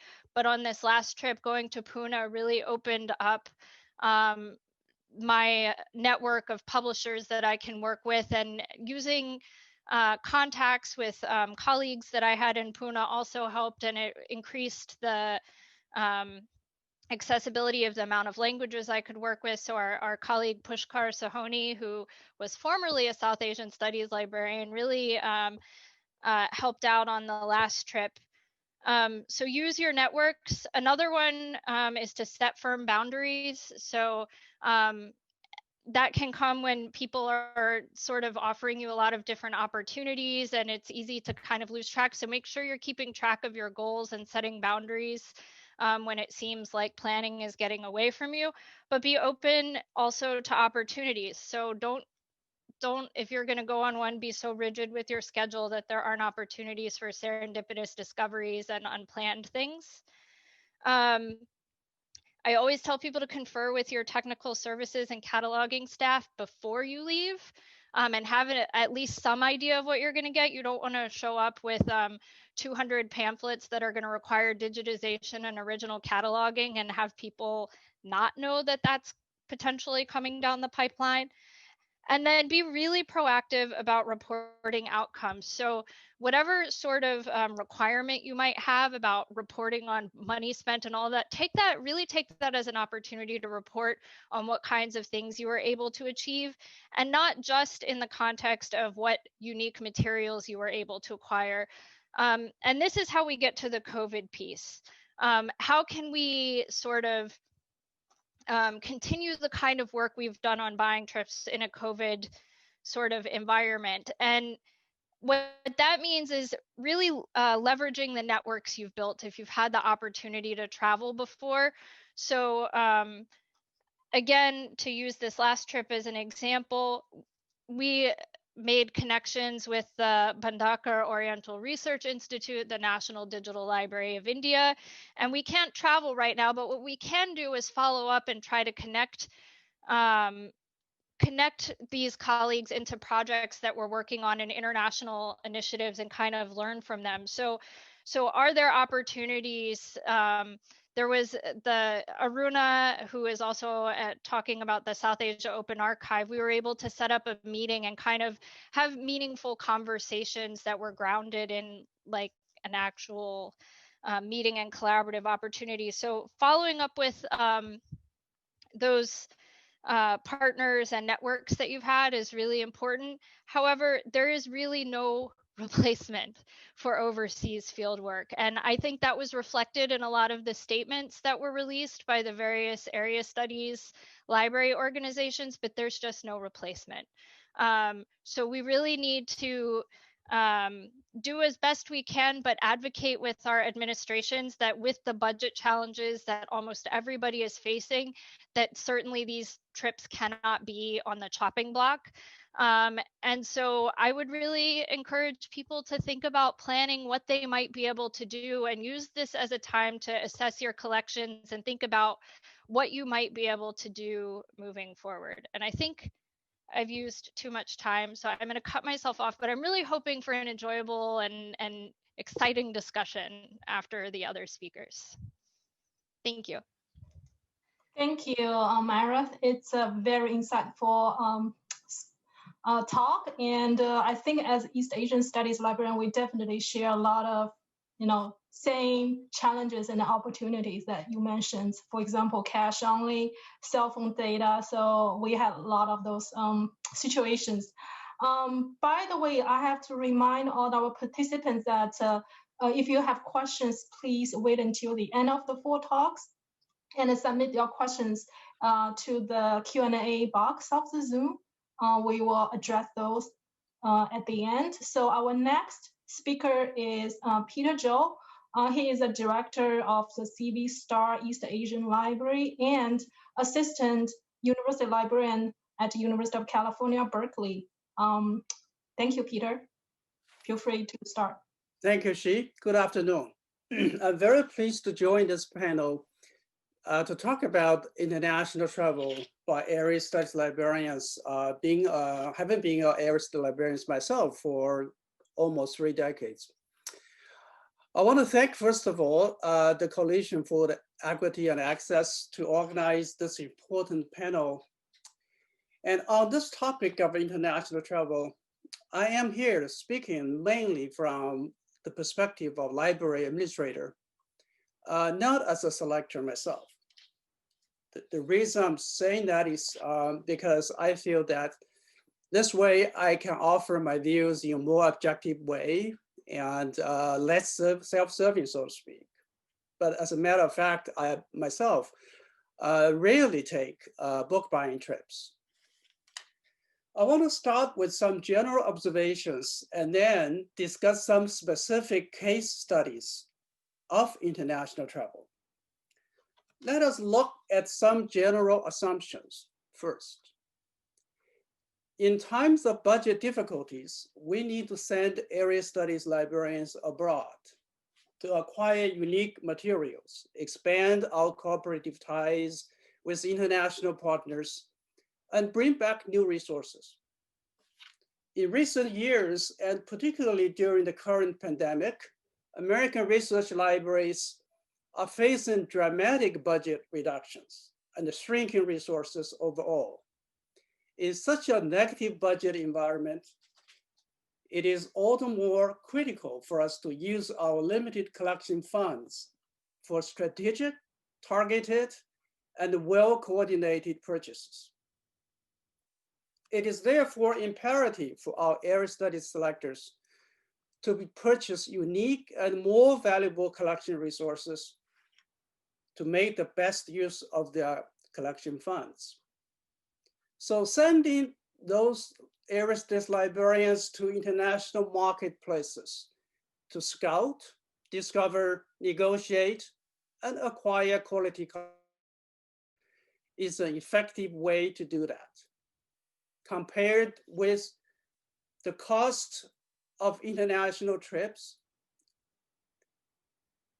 the savings on a dollar in terms of getting better and cheaper deals justify international travel.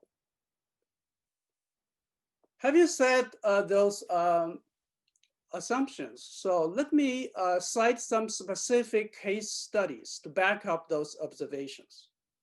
Case study 1, international travel leads to new alliances, opportunities, and funding. It is common to see international cooperation leads to substantial new funding.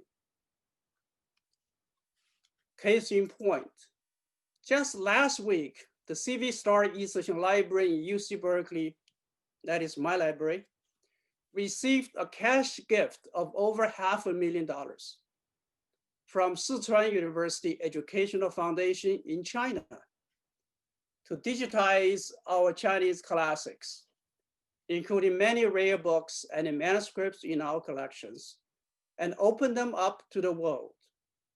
This cooperative project is the result of long cultivation and stewardship efforts through international travels and many face-to-face discussions with our international partners. In addition, both the Japanese Librarians Group and the Korean Librarians Groups of the SEAL community have been successful in the past decade in getting substantial funding from the Japan Foundation and the Korea Foundation through the North American Coordinating Council on Japanese Library Resources and the Korean Collections Consortium of North America. During the current pandemic, the Society for Chinese Studies Librarians has worked energetically to persuade vendors to open up their databases and the digital resources for free on a limited time basis to librarians, faculty, and scholars in North America to deal with the challenges of the pandemic. So all these examples have actually shown that international cooperation does lead to substantial funding from outside. Case study 2. International travel leads to more resource sharing. Currently, there are digital resources in libraries around the world. We need to go there to negotiate with our international partners to open them up for our own clientele. Case in point, the CADO, China Academic Digital Associative Library, has over 2 million free ebooks. It takes the travel of our librarians to go there to negotiate with those libraries in China to get those useful resources for free. Now, most major e-session libraries in the country have these important resources through international meetings, negotiations, and a face-to-face visit with the alliance in that country. Case study 3. International travel enhances on-the-job training. I myself have always had such a view that our area studies librarians must travel to the countries from time to time to refresh their knowledge of the publishing markets, build up relationships, understand the new trends, and broaden their horizons. About 20 years ago, I'm telling you a story. I was asked to conduct a review of a major e-session library in this country. During this process, I learned that none of the e-session librarians in that library had traveled on any book buying or acquisition trips in the previous 10 years. The practice was just not there. So it immediately raised a red flag to me. The natural questions I had was then, how those librarians knew what was going on in publishing markets in those countries. I mean, in a deep and intimate way. How could they spend hundreds of thousands of dollars each year buying books from countries about which they did not have the firsthand knowledge or most up-to-date information of? Their inability or lack of interest in traveling to those international markets, not even once in many years, was quite alarming to me. You probably can get by in doing your job this way, but it is not the best way to do your job. Through international travel, our area studies librarians also get to know authors and scholars and build up personal connections with them. Our area studies librarians are not just curators or selectors. Many of them are scholars themselves. They have a strong interest and a desire to design and implement meaningful research projects with scholars in foreign countries.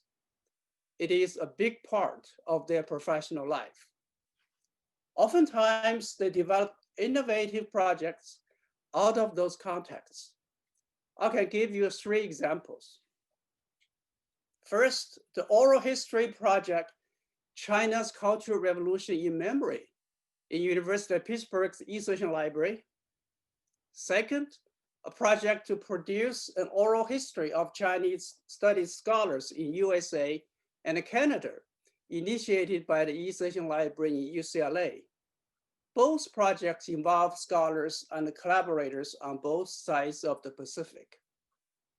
In recent years, more than 10 E-Session libraries have participated in a union catalog of Chinese classics. That means those imprints before 1912. With some Chinese publishers and the National Library of China, some have already published their catalogs through such cooperative operations. Area studies librarians also travel to international markets to influence the practices of the vendors by examining their practices, making suggestions for improvements, and solving problems that impede the work back at home. Case study 4. International travel leads to getting large and unique collection resources. In 2015, the CV Story E-Session Library in Berkeley acquired the Phonoloth collection from Hong Kong. It was the largest private collection on Chinese film studies in the world. This made Berkeley the premier institution of collection resources for the study of Chinese films, literally from nothing. We used to have nothing, basically, or very little. Just overnight, we become so rich in this area. So this giant project required me traveling to Hong Kong twice in 2014. Without those trips, we could not have got that. Another example I want to give here is the on-site book buying from book fairs. This is an experiment in Berkeley we've been doing in recent years.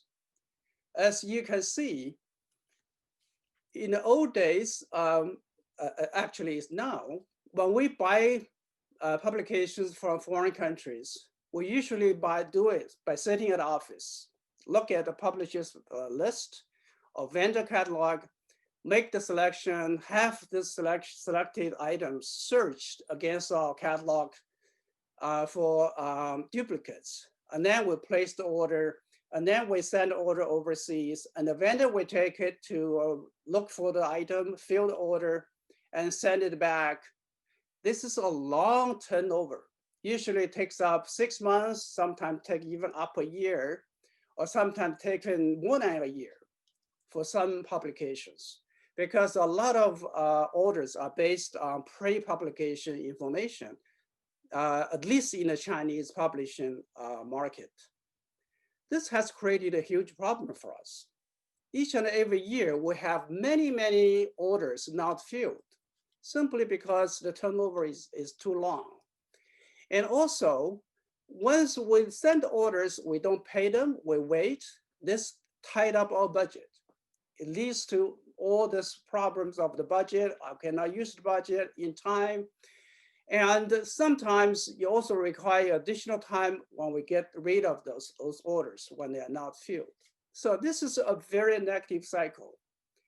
So in Berkeley, recently, our librarian for Chinese collections, Jianye He, really started the innovative practice.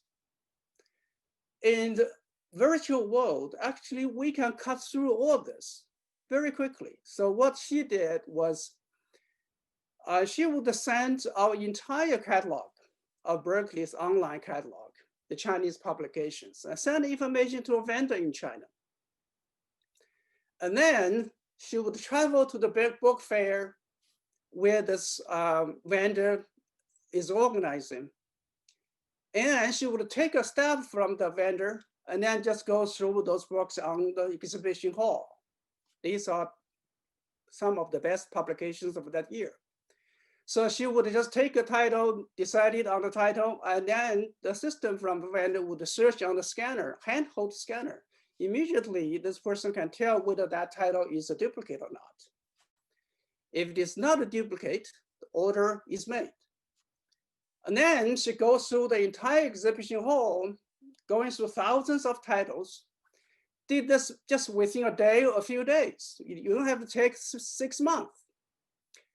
And then after that, she would send the order back home for payment immediately. And those books would go to the cataloging center of that vendor. We do a lot of on-the-site cataloging in overseas. We call it shelf-ready services.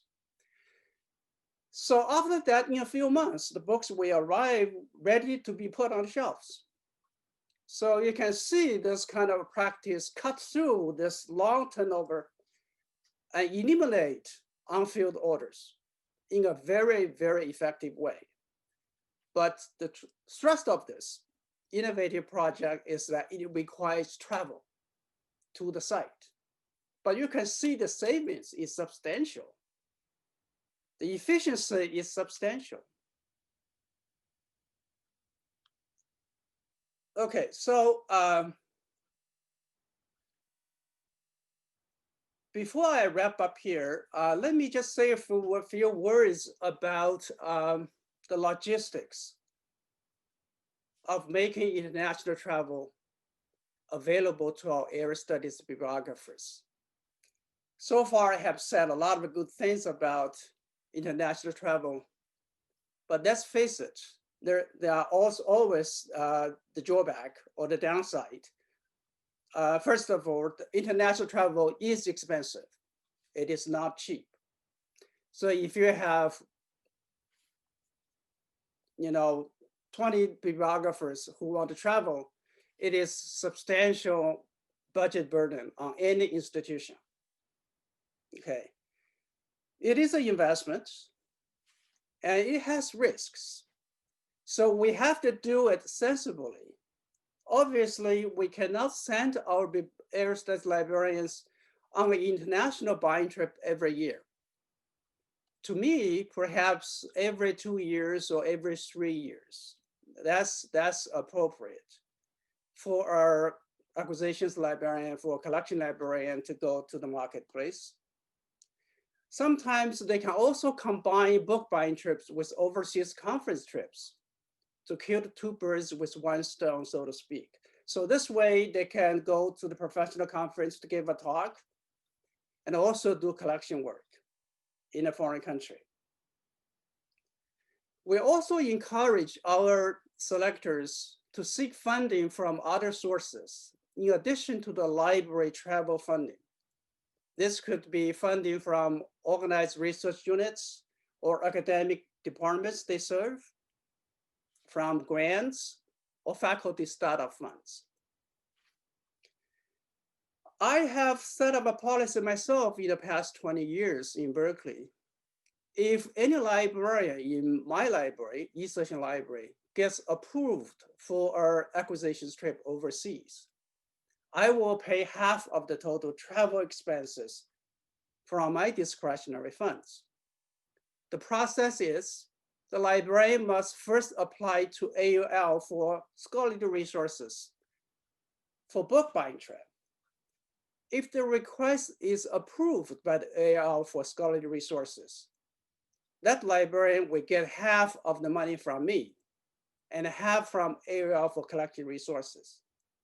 I always leave the decision to approve international travel at the level of AUL for scholarly resources. So I almost never send people overseas myself.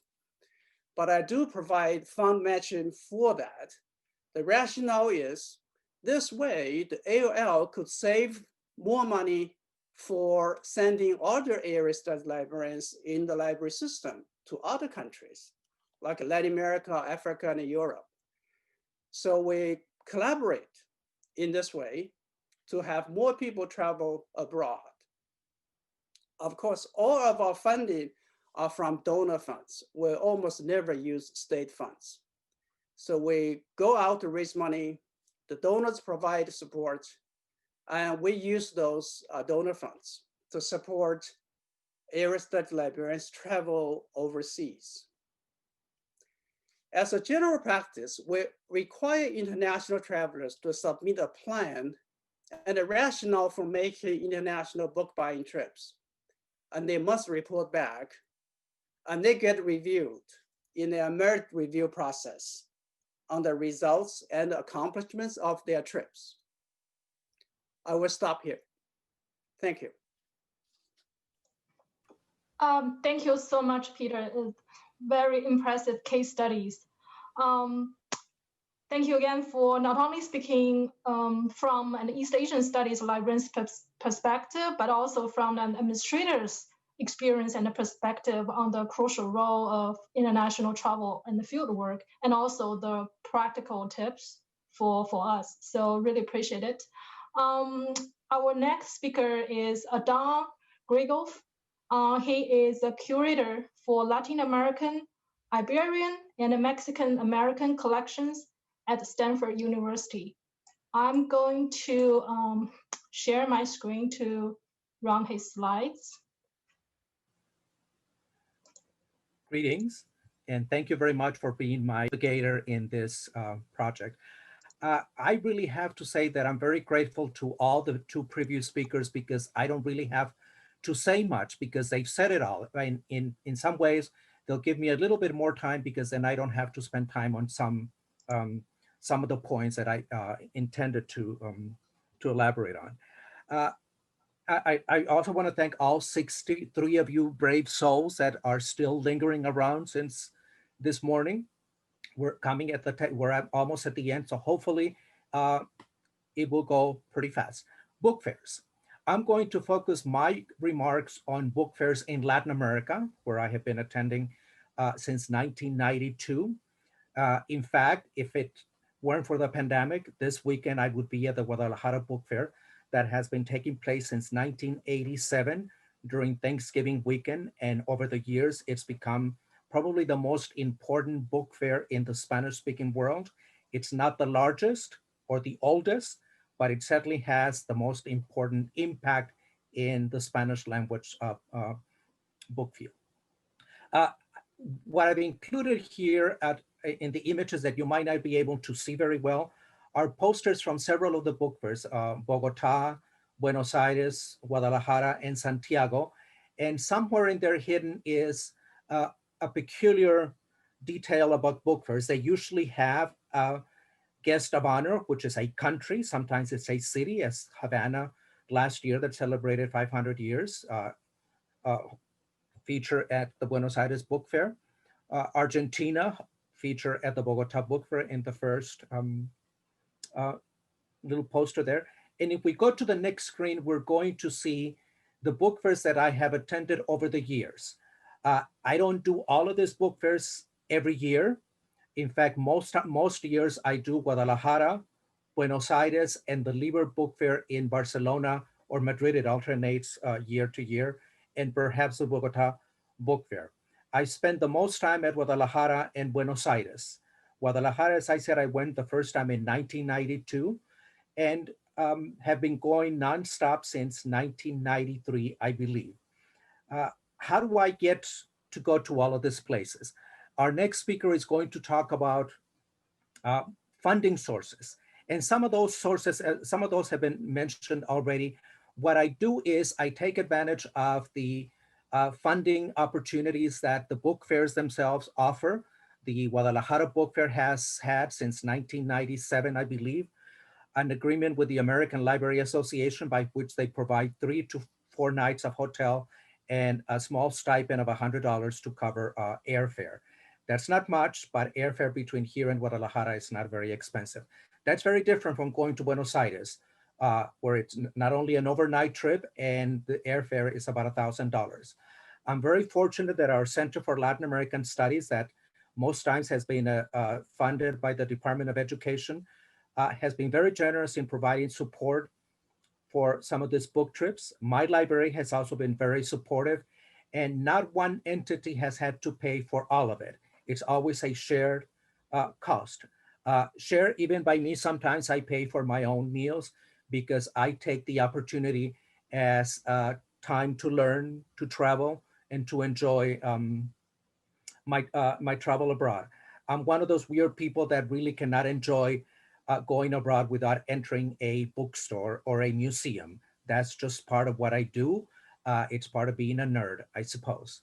And if we go to the next screen, then we are going to see, this has already been referenced in the chat. The International Area Studies Collection 21st Century Coalition of Libraries, the value of international travel. I'm not going to say much of it. The link has been shared in the chat. I'm just gratified that I've been doing a lot of the things that they've echoed in this document. If we go to the next screen, we will see the two book fairs that I've mentioned, Buenos Aires and Guadalajara. Buenos Aires is probably the oldest, started in 1975. It goes on for 3 weeks, and in those 3 weeks, it has over 1 million visitors. The Guadalajara book fair that happens over the Thanksgiving holidays it goes on for 10 days. In fact, it's going on right now virtually, and receives over 800,000 visitors. And you might not realize it, but these two book fairs have actually had part of the United States as guest of honor. Buenos Aires had the city of Los Angeles in 2017. Guadalajara had Los Angeles again in 2009. And in one of the first years, the state of New Mexico was featured as a guest of honor. Guadalajara last year had India. In previous years has had Germany, Canada, and almost every other Latin American country. So not only are you able to see a large portion of the publishing output of these countries, but you are able to see publishing material from other parts of Latin America and the world, for that matter. And if we go to the next screen, we are going to see one of the things that I think has been kind of lingering in the background, but we haven't said it. And I think it applies to all foreign language publishing. And this is just to give you an idea of what is the pattern of print to digital in the last few years. This chart comes from a UNESCO sponsor entity headquartered in Bogota. It's called the Centro Regional para el Fomento del Libro en América Latina y el Caribe. In English, is the Regional Center for the Promotion of Books in Latin America and the Caribbean.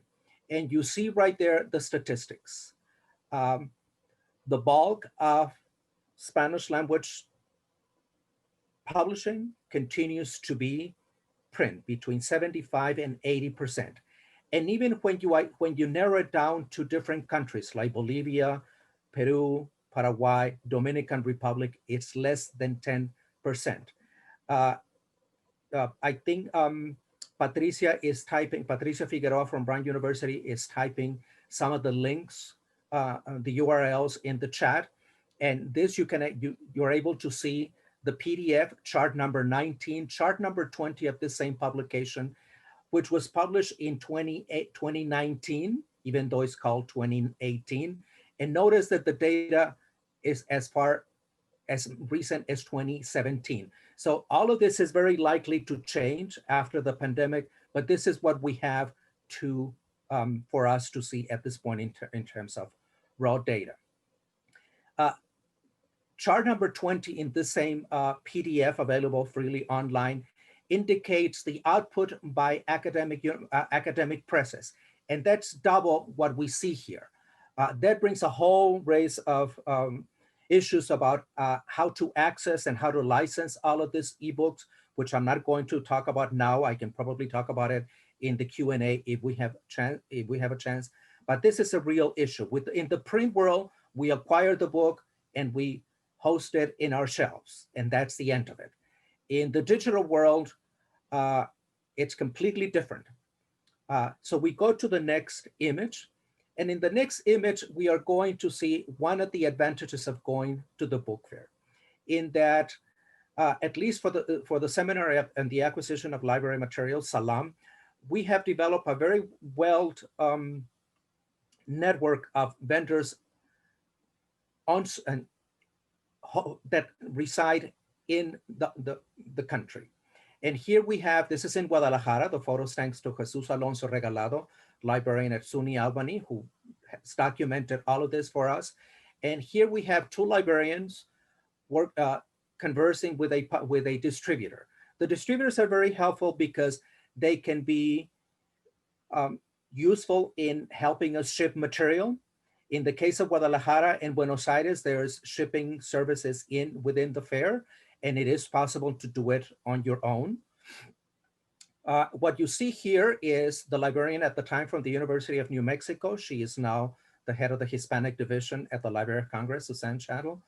And then in the next screen, in the next photo, you see one of the attendees, I think she's still here, Paloma Serlis Carvajal, talking to a vendor in Mexico again. At the time, she was at the University of Wisconsin-Madison. Now she's at New York Public. And I don't know if you can see in the image that she's sitting in a wheelchair. That's courage to try to go work abroad, to do overseas field work. I like that phrase. Thank Mara. In areas where the access for wheelchair access is not always the best. So I take my hat off to Paloma for her courage on doing this. If we go to the next screen, we're going to see another of the advantage of attending book fairs. These are a couple, over the years, I've noticed a couple of government agencies, and here there are enough cognates for you to figure out that it's the Institute for National Elections in Mexico, the Center for Historical Memory in Bogota, the National Council for the Prevention of Discrimination in Mexico, the Census and Statistical Agency from Argentina, and a research center, the Amazonic Research Center in Bogota. All of these places at one point in time or another have had a presence at book fairs, and their publications are not available commercially. They used to be available in print, and more they had moved online. And that brings in issues again with born digital material.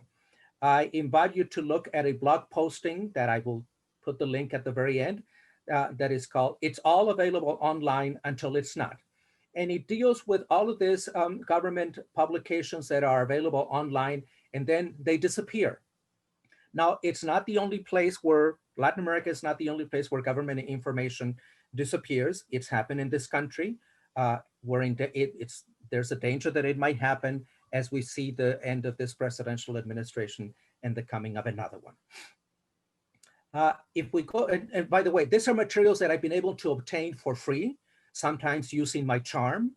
Sometimes the charm doesn't work, but I usually show my business card saying this publication is going to a good home at my library. And they are impressed, and I am impressed that they are impressed. And I also like to thank our cataloging department because they work very hard sometimes in creating original records for a lot of this material. And some of this material is, sometimes it's booklets that are less than 50 pages long. And I think we need to rethink in our profession what we have told our approval vendors, that anything less than 50 pages is not really something that we want. And there's a lot of material that is less than 50 pages that we are missing, not only from international agencies, government agencies, but from NGOs as well. If we go to the next screen, thank you, my navigator, for doing this. One of the advantages of going to a book fair is that you can do collection development outside the book fair. The Liber Book Fair in Madrid and Barcelona follows the Frankfurt model, where nothing is sold to the general public. In fact, I made the mistake one year of spending 100 euros on a book on photography in Latin America, and I was so excited until my name was called all over the speakers, and I felt like the most guilty of person. And in all honesty, I didn't know that you couldn't buy it, and the attendant didn't know that she could sell it to me. I gave back the book and I got my 100 euros. But one of the things that the advantage, and it's been mentioned before, is that you can go to local bookstores. Here is Madrid, the photo of the Bercana bookstore, the gay bookstore in Madrid that was started in 1995 by Mili Hernandez, who's the person in the middle. At the time, she was celebrating 20 years while I visited. And in 1995, she also started the first publisher of LGBT material in Spanish. It's called Egales, E-G-A-L-E-S. Every time I do a Google search, Google wants to search for Egos, Editorial Egales, sometimes cataloged in Barcelona, sometimes cataloged as Barcelona, as Madrid or Barcelona. And then the other is a recent discovery that's been around also since in the mid-90s, the Traficante de Sueños bookstore that offers a lot of materials that a friend of mine says this is what would be the dream of democracy now on PBS, to come to a bookstore like Traficante de Sueños and find all sorts of materials from progressive entities. And you find at both of these shops interesting materials. Sometimes it's things that you don't think of collecting. I found translations of Angela Davis and Judith Butler that normally we wouldn't buy the translation. But then I realized, this is something that would be a benefit to some of my users. So I acquired, they're not very expensive. Mili's bookshop is now set up to ship things. I have to convince her that she really needs to start thinking of having her ebooks. The Egales output exists already in electronic format. We just need to convince her that she needs to start working with ebook distributors in this country, or ebook distributors that reach libraries in this country that are not necessarily the same. If we go to the next image, we're going to see another image of collecting outside the mainstream. In this case is in Buenos Aires. Again, here you see Paloma, the women's bookshop that also started in the mid-90s in Buenos Aires. This happens to be about 4 blocks from the hotel where we were staying in Buenos Aires in 2018. And we went the day before and we found quite a few things that are not always included at the book fair. The book fair, even though it's a large space, it becomes expensive and not everyone can afford to do that. So Buenos Aires also has the advantage of having probably, according to a recent article from the Guardian, the largest number of bookstores, at least before the pandemic, per inhabitant in the world, something like 25 for every 100,000 every 100 inhabitants. And then here you see 4 amigos, some of whom you will recognize. One of them is in the audience. Actually, another one is in the audience to yours truly. And 2 librarians, one from Columbia and Cornell, and another one from Penn State on opening day at the Buenos Aires Book Fair, again in 2018, when we were getting ready to attend, to go book hunting. And now somebody has asked me, what's a book fair like? And I said to a friend of mine, imagine ALA, which is huge. ALA over 3 or 4 annual over 3 or 4 days has something like 25,000 attendees. This is not, notice, mindful, it's all professional librarians, publishers, etc. Imagine at the ALA exhibit hall full of books. That's what a book fair is like. I haven't been to the Frankfurt Book Fair. They told me that it's even bigger. I believe my library colleagues who tell me that, because I always believe that librarians tell the truth. And if we go to the next screen, we are going to see yours truly captured by the photographer of Publishing Perspectives at a panel discussion in 2017. And there is our other photographer colleague, Jesus Alonso Regalado, who provided some of the photos earlier on. And this is, it's been mentioned before, some of the things that you can go when you go to a book fair is take advantage of participating in panel discussions. In this case, it was a panel discussion on Spanish language books in US libraries during the first year of the Trump administration. And the photographer from Published Perspective caught me at the moment of don't mess with the librarian, because the panelist at the other end of the table had exceeded his time and he wasn't looking at the notes that I had sent. So there's yours truly.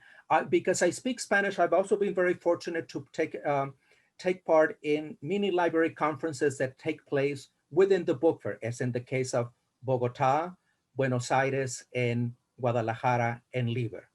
And if you're able to do that, I think if you speak the language, I think they are really international librarianship looks to American librarianship as innovators, and they are interested in knowing not necessarily what we do about collecting about their region, their country, but how do we deliver services? What kind of ebook digital platforms do we have?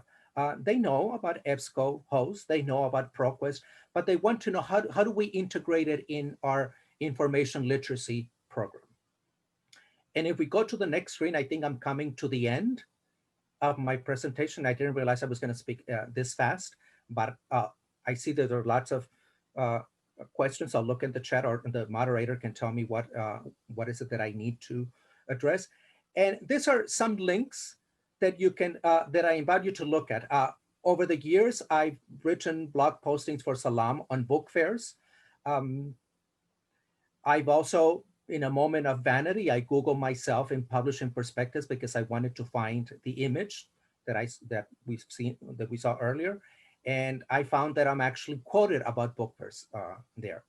And then there's the link to my blog posting on a project where I work on archiving links, PDF links in the Wayback Machine for materials from NGOs and government agencies, from groups that are not necessarily around for a long time. And then there's also the link to the value of international travel for librarians.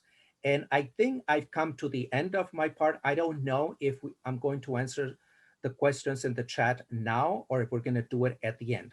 Otherwise, I leave the floor to my colleague and friend, Dev Raftos from the University of Washington at Seattle. Thank you, Adam. It's really engaging talk about a good variety of international book fairs in Latin American countries and the European countries. A particular resonating aspect is collecting outside the mainstream, so which happen all the time for East Asian Studies librarian. I really appreciate it. And then our next speaker, did I stop sharing already? Yes, I stopped sharing. Yeah. Okay. Hold on a second. Toggling through different screens. So our next speaker is Deb Rafters. She's a librarian for French and Italian studies, Spanish and Portuguese studies, and Latin American and Caribbean studies of University of Washington. Thank you, Deb. Thank you. Hi, everybody. I do have a slide show, so let me see if I can share. You can share from your end. Either way is fine. I also have your slide. Okay. Looks great. So you're sharing. Great. Thank you. Let me pull up my notes.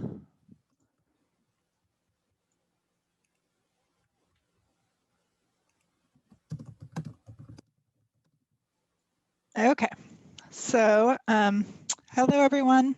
I'm happy to be here. I work at the University of Washington in Seattle. And I was going to focus on some of my experiences and offer some tips and benefits. And my camera was off, but I just have to say that I was nodding my head during all of the talks before this. So I think what I can offer is some sort of concrete examples that match onto what has already been said, hopefully. So the quick overview of the trips that I've been able to take so far.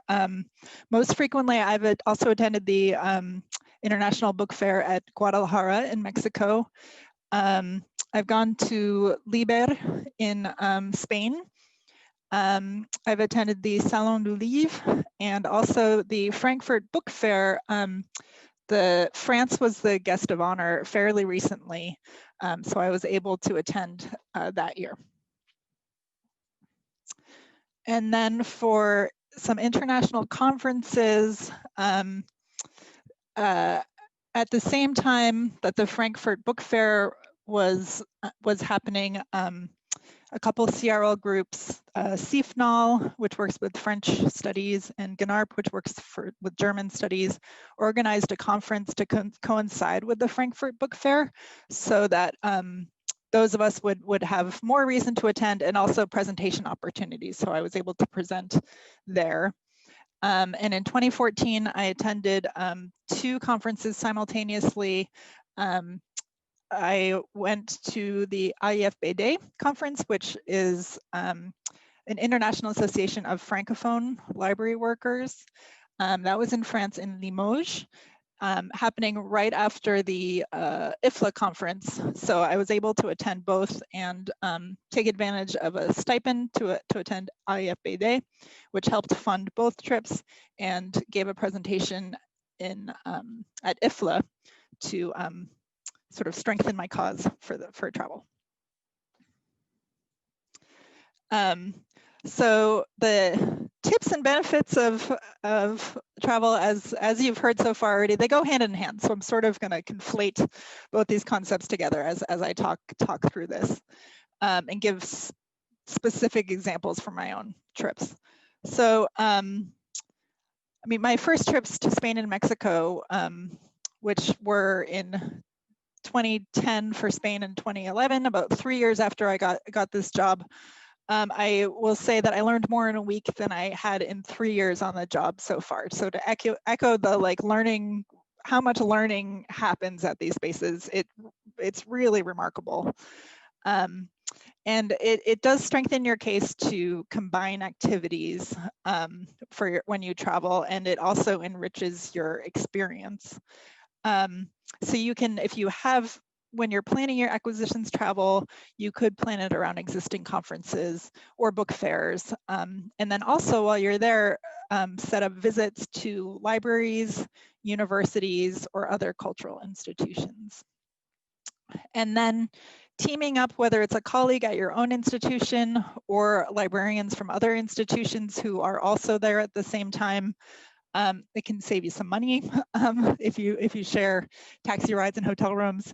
But you can also share contacts and experiences and share your labor of reaching out to folks to set up these meetings. And also when you visit a place with another librarian from another institution, I've found that the conversations are much richer because you're bringing multiple perspectives and you're each bringing questions and people are asking you questions. So I've always enjoyed being able to make these visits with others.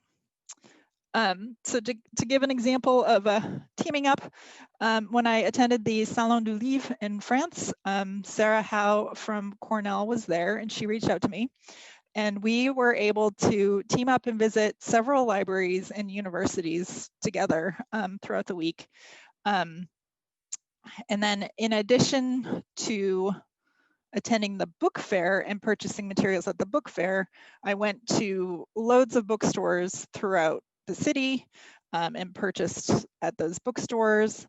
I was able to visit Amalivre, the vendor that we use for materials, French materials, and see the shop, which was really exciting. In addition to visiting these libraries and universities, and even learning not only about collections, but we talked about like library instruction and marketing and outreach, all of these like library topics and things that I do in my job. And then in Lyon, as I said, I received a stipend that I'll give more details on in a moment to attend the IFBD conference with a few other librarians from North American libraries, and that allowed me to attend IFLA and strengthened my pitch when I put in the application to attend these conferences. And then lastly, the discovery and learning, again, cannot be understated. At book fairs, in bookstores, these are book professionals. So you have this resource where you can ask for recommendations. You can tell them where you're at, what your department needs are. They know their materials, they know their publishers. They'll walk you. I spent hours with booksellers at stores or in book fairs with people who know their stuff so well that you just tell them what you're looking for. They walk over and they grab it, you know. And you can diversify your collections by having access to these materials, as Adon mentioned, with bookstores, or at the Salon du Livre, for example, I focused on Francophone Africa, and there was an enormous section within the book fair focused on Francophone Africa, bigger than any bookstore that I could ever walk into. And again, the professionals there that I could talk to and get advice from.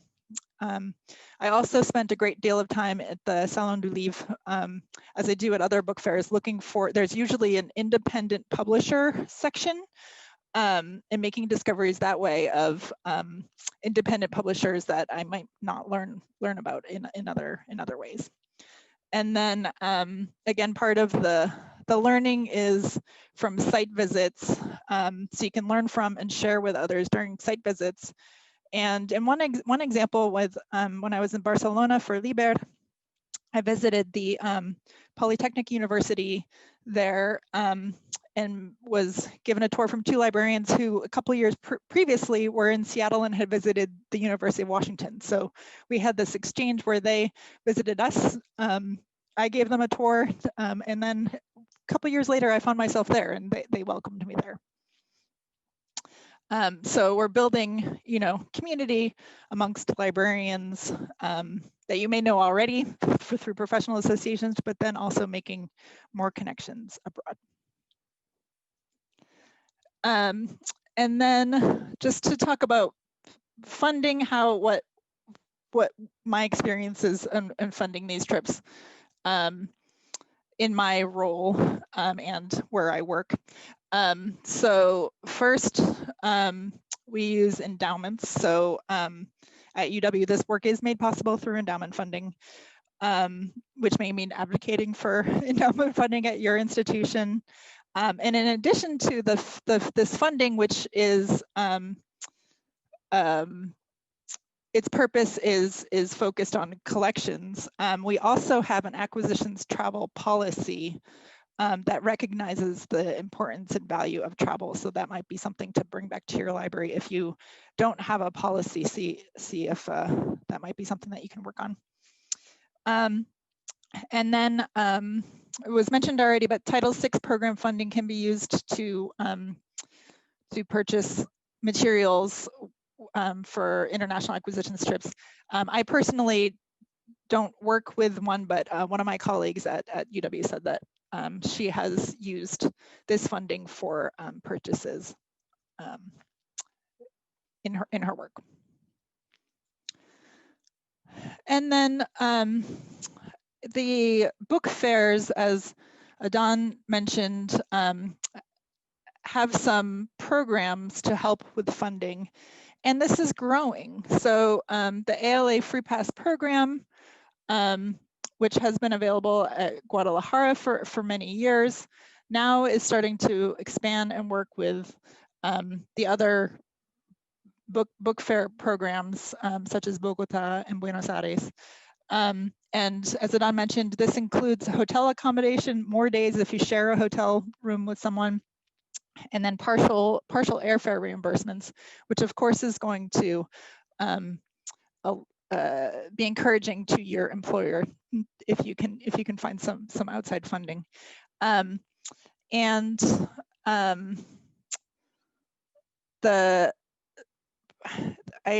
was trying to think back. Liber so some of these book fairs might be invitation only, but I remember in those days Adan was helpful for facilitating an invite, and also this group called America Reads Spanish was involved. And how these programs work is with like an entity like ALA partnering with the governmental or groups in these countries. So for example, in Spain in 2010, the Spanish Institute for Foreign Trade and the Spanish Association of Publishers Guild were the groups that were involved in creating this funding to get librarians over to purchase materials, so that we could have this opportunity and grow our collections. And then my last funding source that I've been able to use, so the Center for Research Library Global Resources Programs, CIFNA, which works with French language collections, and GNARP, which works with German language collections, have created stipend opportunities for certain conferences. So So I've been able to make use of, I've received 2 CIFNAL stipends. One was for IFBD, another was for an event that unfortunately was canceled this year to Italy to attend a conference, and which I was hoping to also combine that with a trip to the UW Rome Center so in order to make the best use of my time as I was there to make connections with students, staff, and faculty at the Rome Center. But maybe in future I'll be able to do that trip. And then lastly, Adon asked me to think about what was helpful for me when I was new, and or even like not so new anymore, but maybe my first time at a particular event. So I thought of the following things: having mentors, orientations, looking at travel reports, the professional memberships, and the information that's shared there. It's all been very helpful for me, and in addition to the teaming up I mentioned. So Adon Griego he's been a mentor to many of us, and he offers orientations. So he's pictured in this slide. I know you can't see who that is, but that's Adon. And he generously offers orientations at book fairs like FIL in Guadalajara. Another librarian friend, Roberto Delgadillo, gives walking tours of the fair. So he reaches out to new librarians and says, like, very first day, we're not going to shop. I'm going to walk you around because this place is huge, and give you the orientation. And again, Sarah Howe, who reached out to me when I was going to Paris, saying, hey, you know what, let's team up, let's do this together. So to say, if you're an experienced librarian, think about helping out the newbies with orientations by writing your travel reports. I've read many travel reports, I've written a couple now. And also during social activities at conferences, strike up conversations with new librarians and share your expertise with them. If you're a new librarian or a first timer at one of these events, seek out these orientations, seek out these reports because they may be there. And maybe they'll probably be published, if there's a report, it'll probably be published on a website, your professional association website, or if there's a newsletter or a journal for your area. And ask for help and guidance. So at these social activities or on your listservs, reach out and say, hey, I'm going, would anybody be willing to team up or meet with me and strategize? And then the particular professional association memberships that have been crucial for me in this work is I am a member of SALAM, ACRL-S, which is European Studies Section, and CIFNAL, which I've mentioned already. And that's what I've got with my contact information here if anybody wanted to reach out. Thank you so much, Deb. I really appreciate you sharing tips and benefits of international travel, especially tips for new librarians. Very crucial for new blood in area studies, global studies. We are almost out of time, so Leonardo, will you take over for the Q&A session? Thank you. Yes, I think, thank you so much, Shay, and all of my colleagues who attended and participated in the fruitful discussions and presentations throughout the day. I see that most of the questions in the questions and answers have been already answered.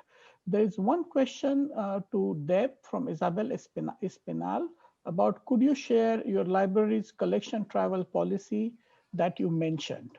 So that specific question leads to the other question, with saying that, do you have these foreign travel policies and where one can access them on your library's websites? Adan, Mara, all of the participants who have presented, Peter, thank you so much. Yeah. I'll just say I would, ours is on our intranet. So if I send the link, you wouldn't be able to get to it, but I can see if I can copy and send it afterwards. Is there a way I could do that? Right, thank you so much. Okay. We are almost, I believe, at the end of the presentation time, because we are supposed to finish in 1 minute. And then I invite you, all of you, to participate in the wrapping up session where questions and answers and will be moderated by my colleagues, Joe Lenkard and Patricia. So I thank all of the presenters and those who patiently listen to them. Do we have any other last minute questions? I believe that all questions have been answered. So let us know, please. If not, I will give once again mic and floor to she, so she can conclude the session. Thank you. Thank you. Actually, is Ellen still here? Would you like to, yeah, a few words about this panel? Yeah, sure, of course. Well, first of all, I just want to say thank you to the panelists for just so clearly spelling out the importance of overseas travel for global and area studies librarianship.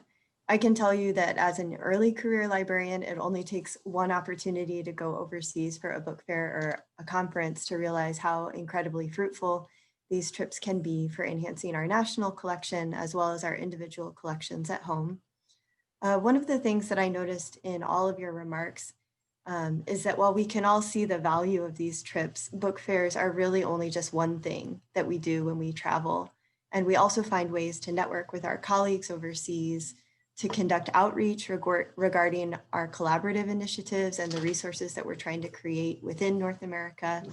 And we also problem solve the particular processing challenges that we face. And obviously we know that COVID-19 has put a wrench in our travel and in this kind of collection development. But I think being able to pursue connections that we've made during past trips, to troubleshoot processing challenges at a distance, and to come together to plan and to think about how to advocate for these trips once we travel again, even if we do have tighter budgets, is really important and productive work. And so thank you again for sharing your experiences and ideas on this panel. And as she and Lilidar have already said, we're going to have a quick break, but please come back and join us at 3:45 Central to discuss the forum themes and outcomes. And thank you for attending. Thank you, Ellen. Thank you. Thank you. Thank you all the panelists. I just have a quick announcement regarding the discussion. As I mentioned in the chat, it'll be held in another Zoom room. So I'm going to copy and paste the details again in the chat. So we will see you there. But once we're done with that discussion, we'll return back to this room where we are right now and to close out for the final remarks. Okay? So we will see you for the discussion. We have a short break and the discussion starts at 3:45 p.m. My colleague Patricia and I have some exciting breakout rooms for everybody. It's a chance for you to talk. See you soon.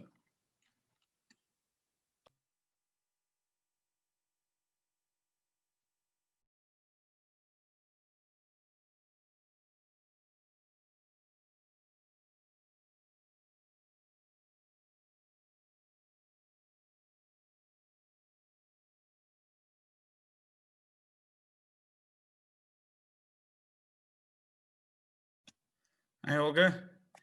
You're the host now. Great, thank you.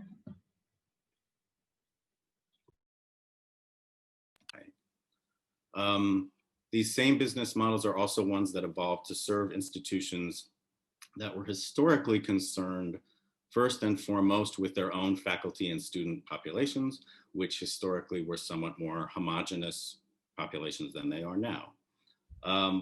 But at this point, the Academy is sort of deep into a process of self-reflection and a process that includes, among other things, kind of self-criticism for having reinforced the dominance of some populations and cultures over others by reproducing that dominance essentially in the historical, social, and cultural record as that record is preserved, studied, and taught at these institutions.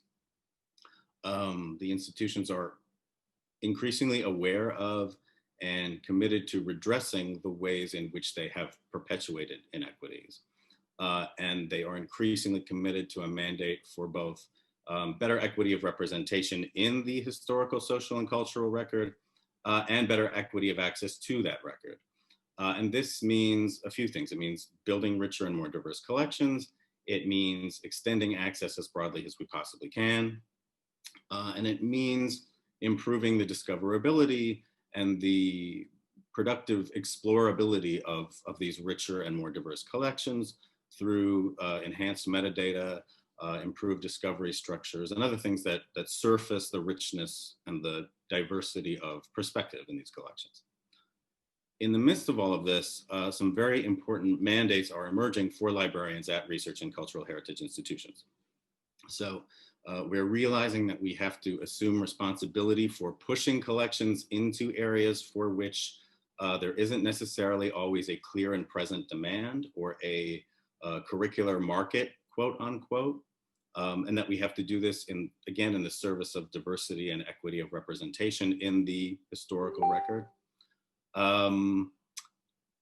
Even as our institutions are increasingly outsourcing book cataloging production to external vendors, we are realizing that our profession has to retain responsibility for higher level cataloging and metadata policy, and for maintenance of things like controlled vocabularies, including revision of those controlled vocabularies to, again, further the mission of inclusivity and equity of representation. It's also up to us to devise structures and protocols for describing expanding collections in other formats, including things like artifacts of material culture, audiovisual material, print ephemera, digital ephemera, other forms of born digital content, etc. And finally, we have also taken up the cause of promoting expansion of access to the historical and cultural record to the fullest extent allowed by intellectual property law. And that is something that can at times be at odds with commercial partners' traditional licensing models that tend to monetize collections by restricting access to them to those who can pay for it. So in the end, the push for greater inclusiveness and equity in these areas requires an intensive investment that's of a kind that is not predicated on immediate or monetizable return. So the kind of investment that is the domain really of the mission-driven not-for-profit sector to which academic and research libraries generally belong. So this is a mandate that pertains, I think, specifically and directly to our professional mission. Outsourcing has been for a very long time now a trend in the academic and research library sphere, and no doubt we will continue to work with a range of commercial partners and to outsource some of the functions of our libraries to them. But here it seems like a moment has arrived that really demands an energetic and intelligent and strategic response from our profession itself. Pursuit of these ideals of equity, of representation and access demands this intensive investment of energy and other resources in times of proliferating competing priorities for libraries, as all of us know. And in part for that reason, interinstitutional cooperation seems like the only possible effective response to the diversity, equity, and inclusion imperatives that we're discussing here. But in order for those efforts, those cooperative efforts to succeed, we need to keep investment at the individual institution level high. And we need to do that at a time when resources are being taxed in extraordinary ways, again, as we all know. And so I would like to close out this event by applauding Joe Lankhart and everyone else who participated in planning this event, basically for summoning the energy to convene this coalition in this, extraordinarily challenging moment that we're all living through. And to applaud all the people who made time to speak today and everyone who made the time to attend and to ask and entertain important questions. Again, at a time when we're also overwhelmed by our current exigent circumstances. So hearty thanks and congratulations all around. And I look very much forward to the next time we get to do this.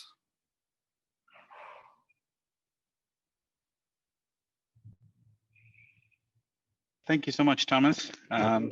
And one last time, I would like to just thank once again the entire forum planning team. The names are right there. They've done such an incredible job. And I think we came together in a very short notice and everyone pulled together to make this happen. I think all the participants appreciated your hard work. And so all thanks should be headed straight to those members that did all the work. I'm so glad we came together. More to come. We plan on holding this forum annual basis. So looking forward to much more. So thank you so much. And I hope everyone has a good evening.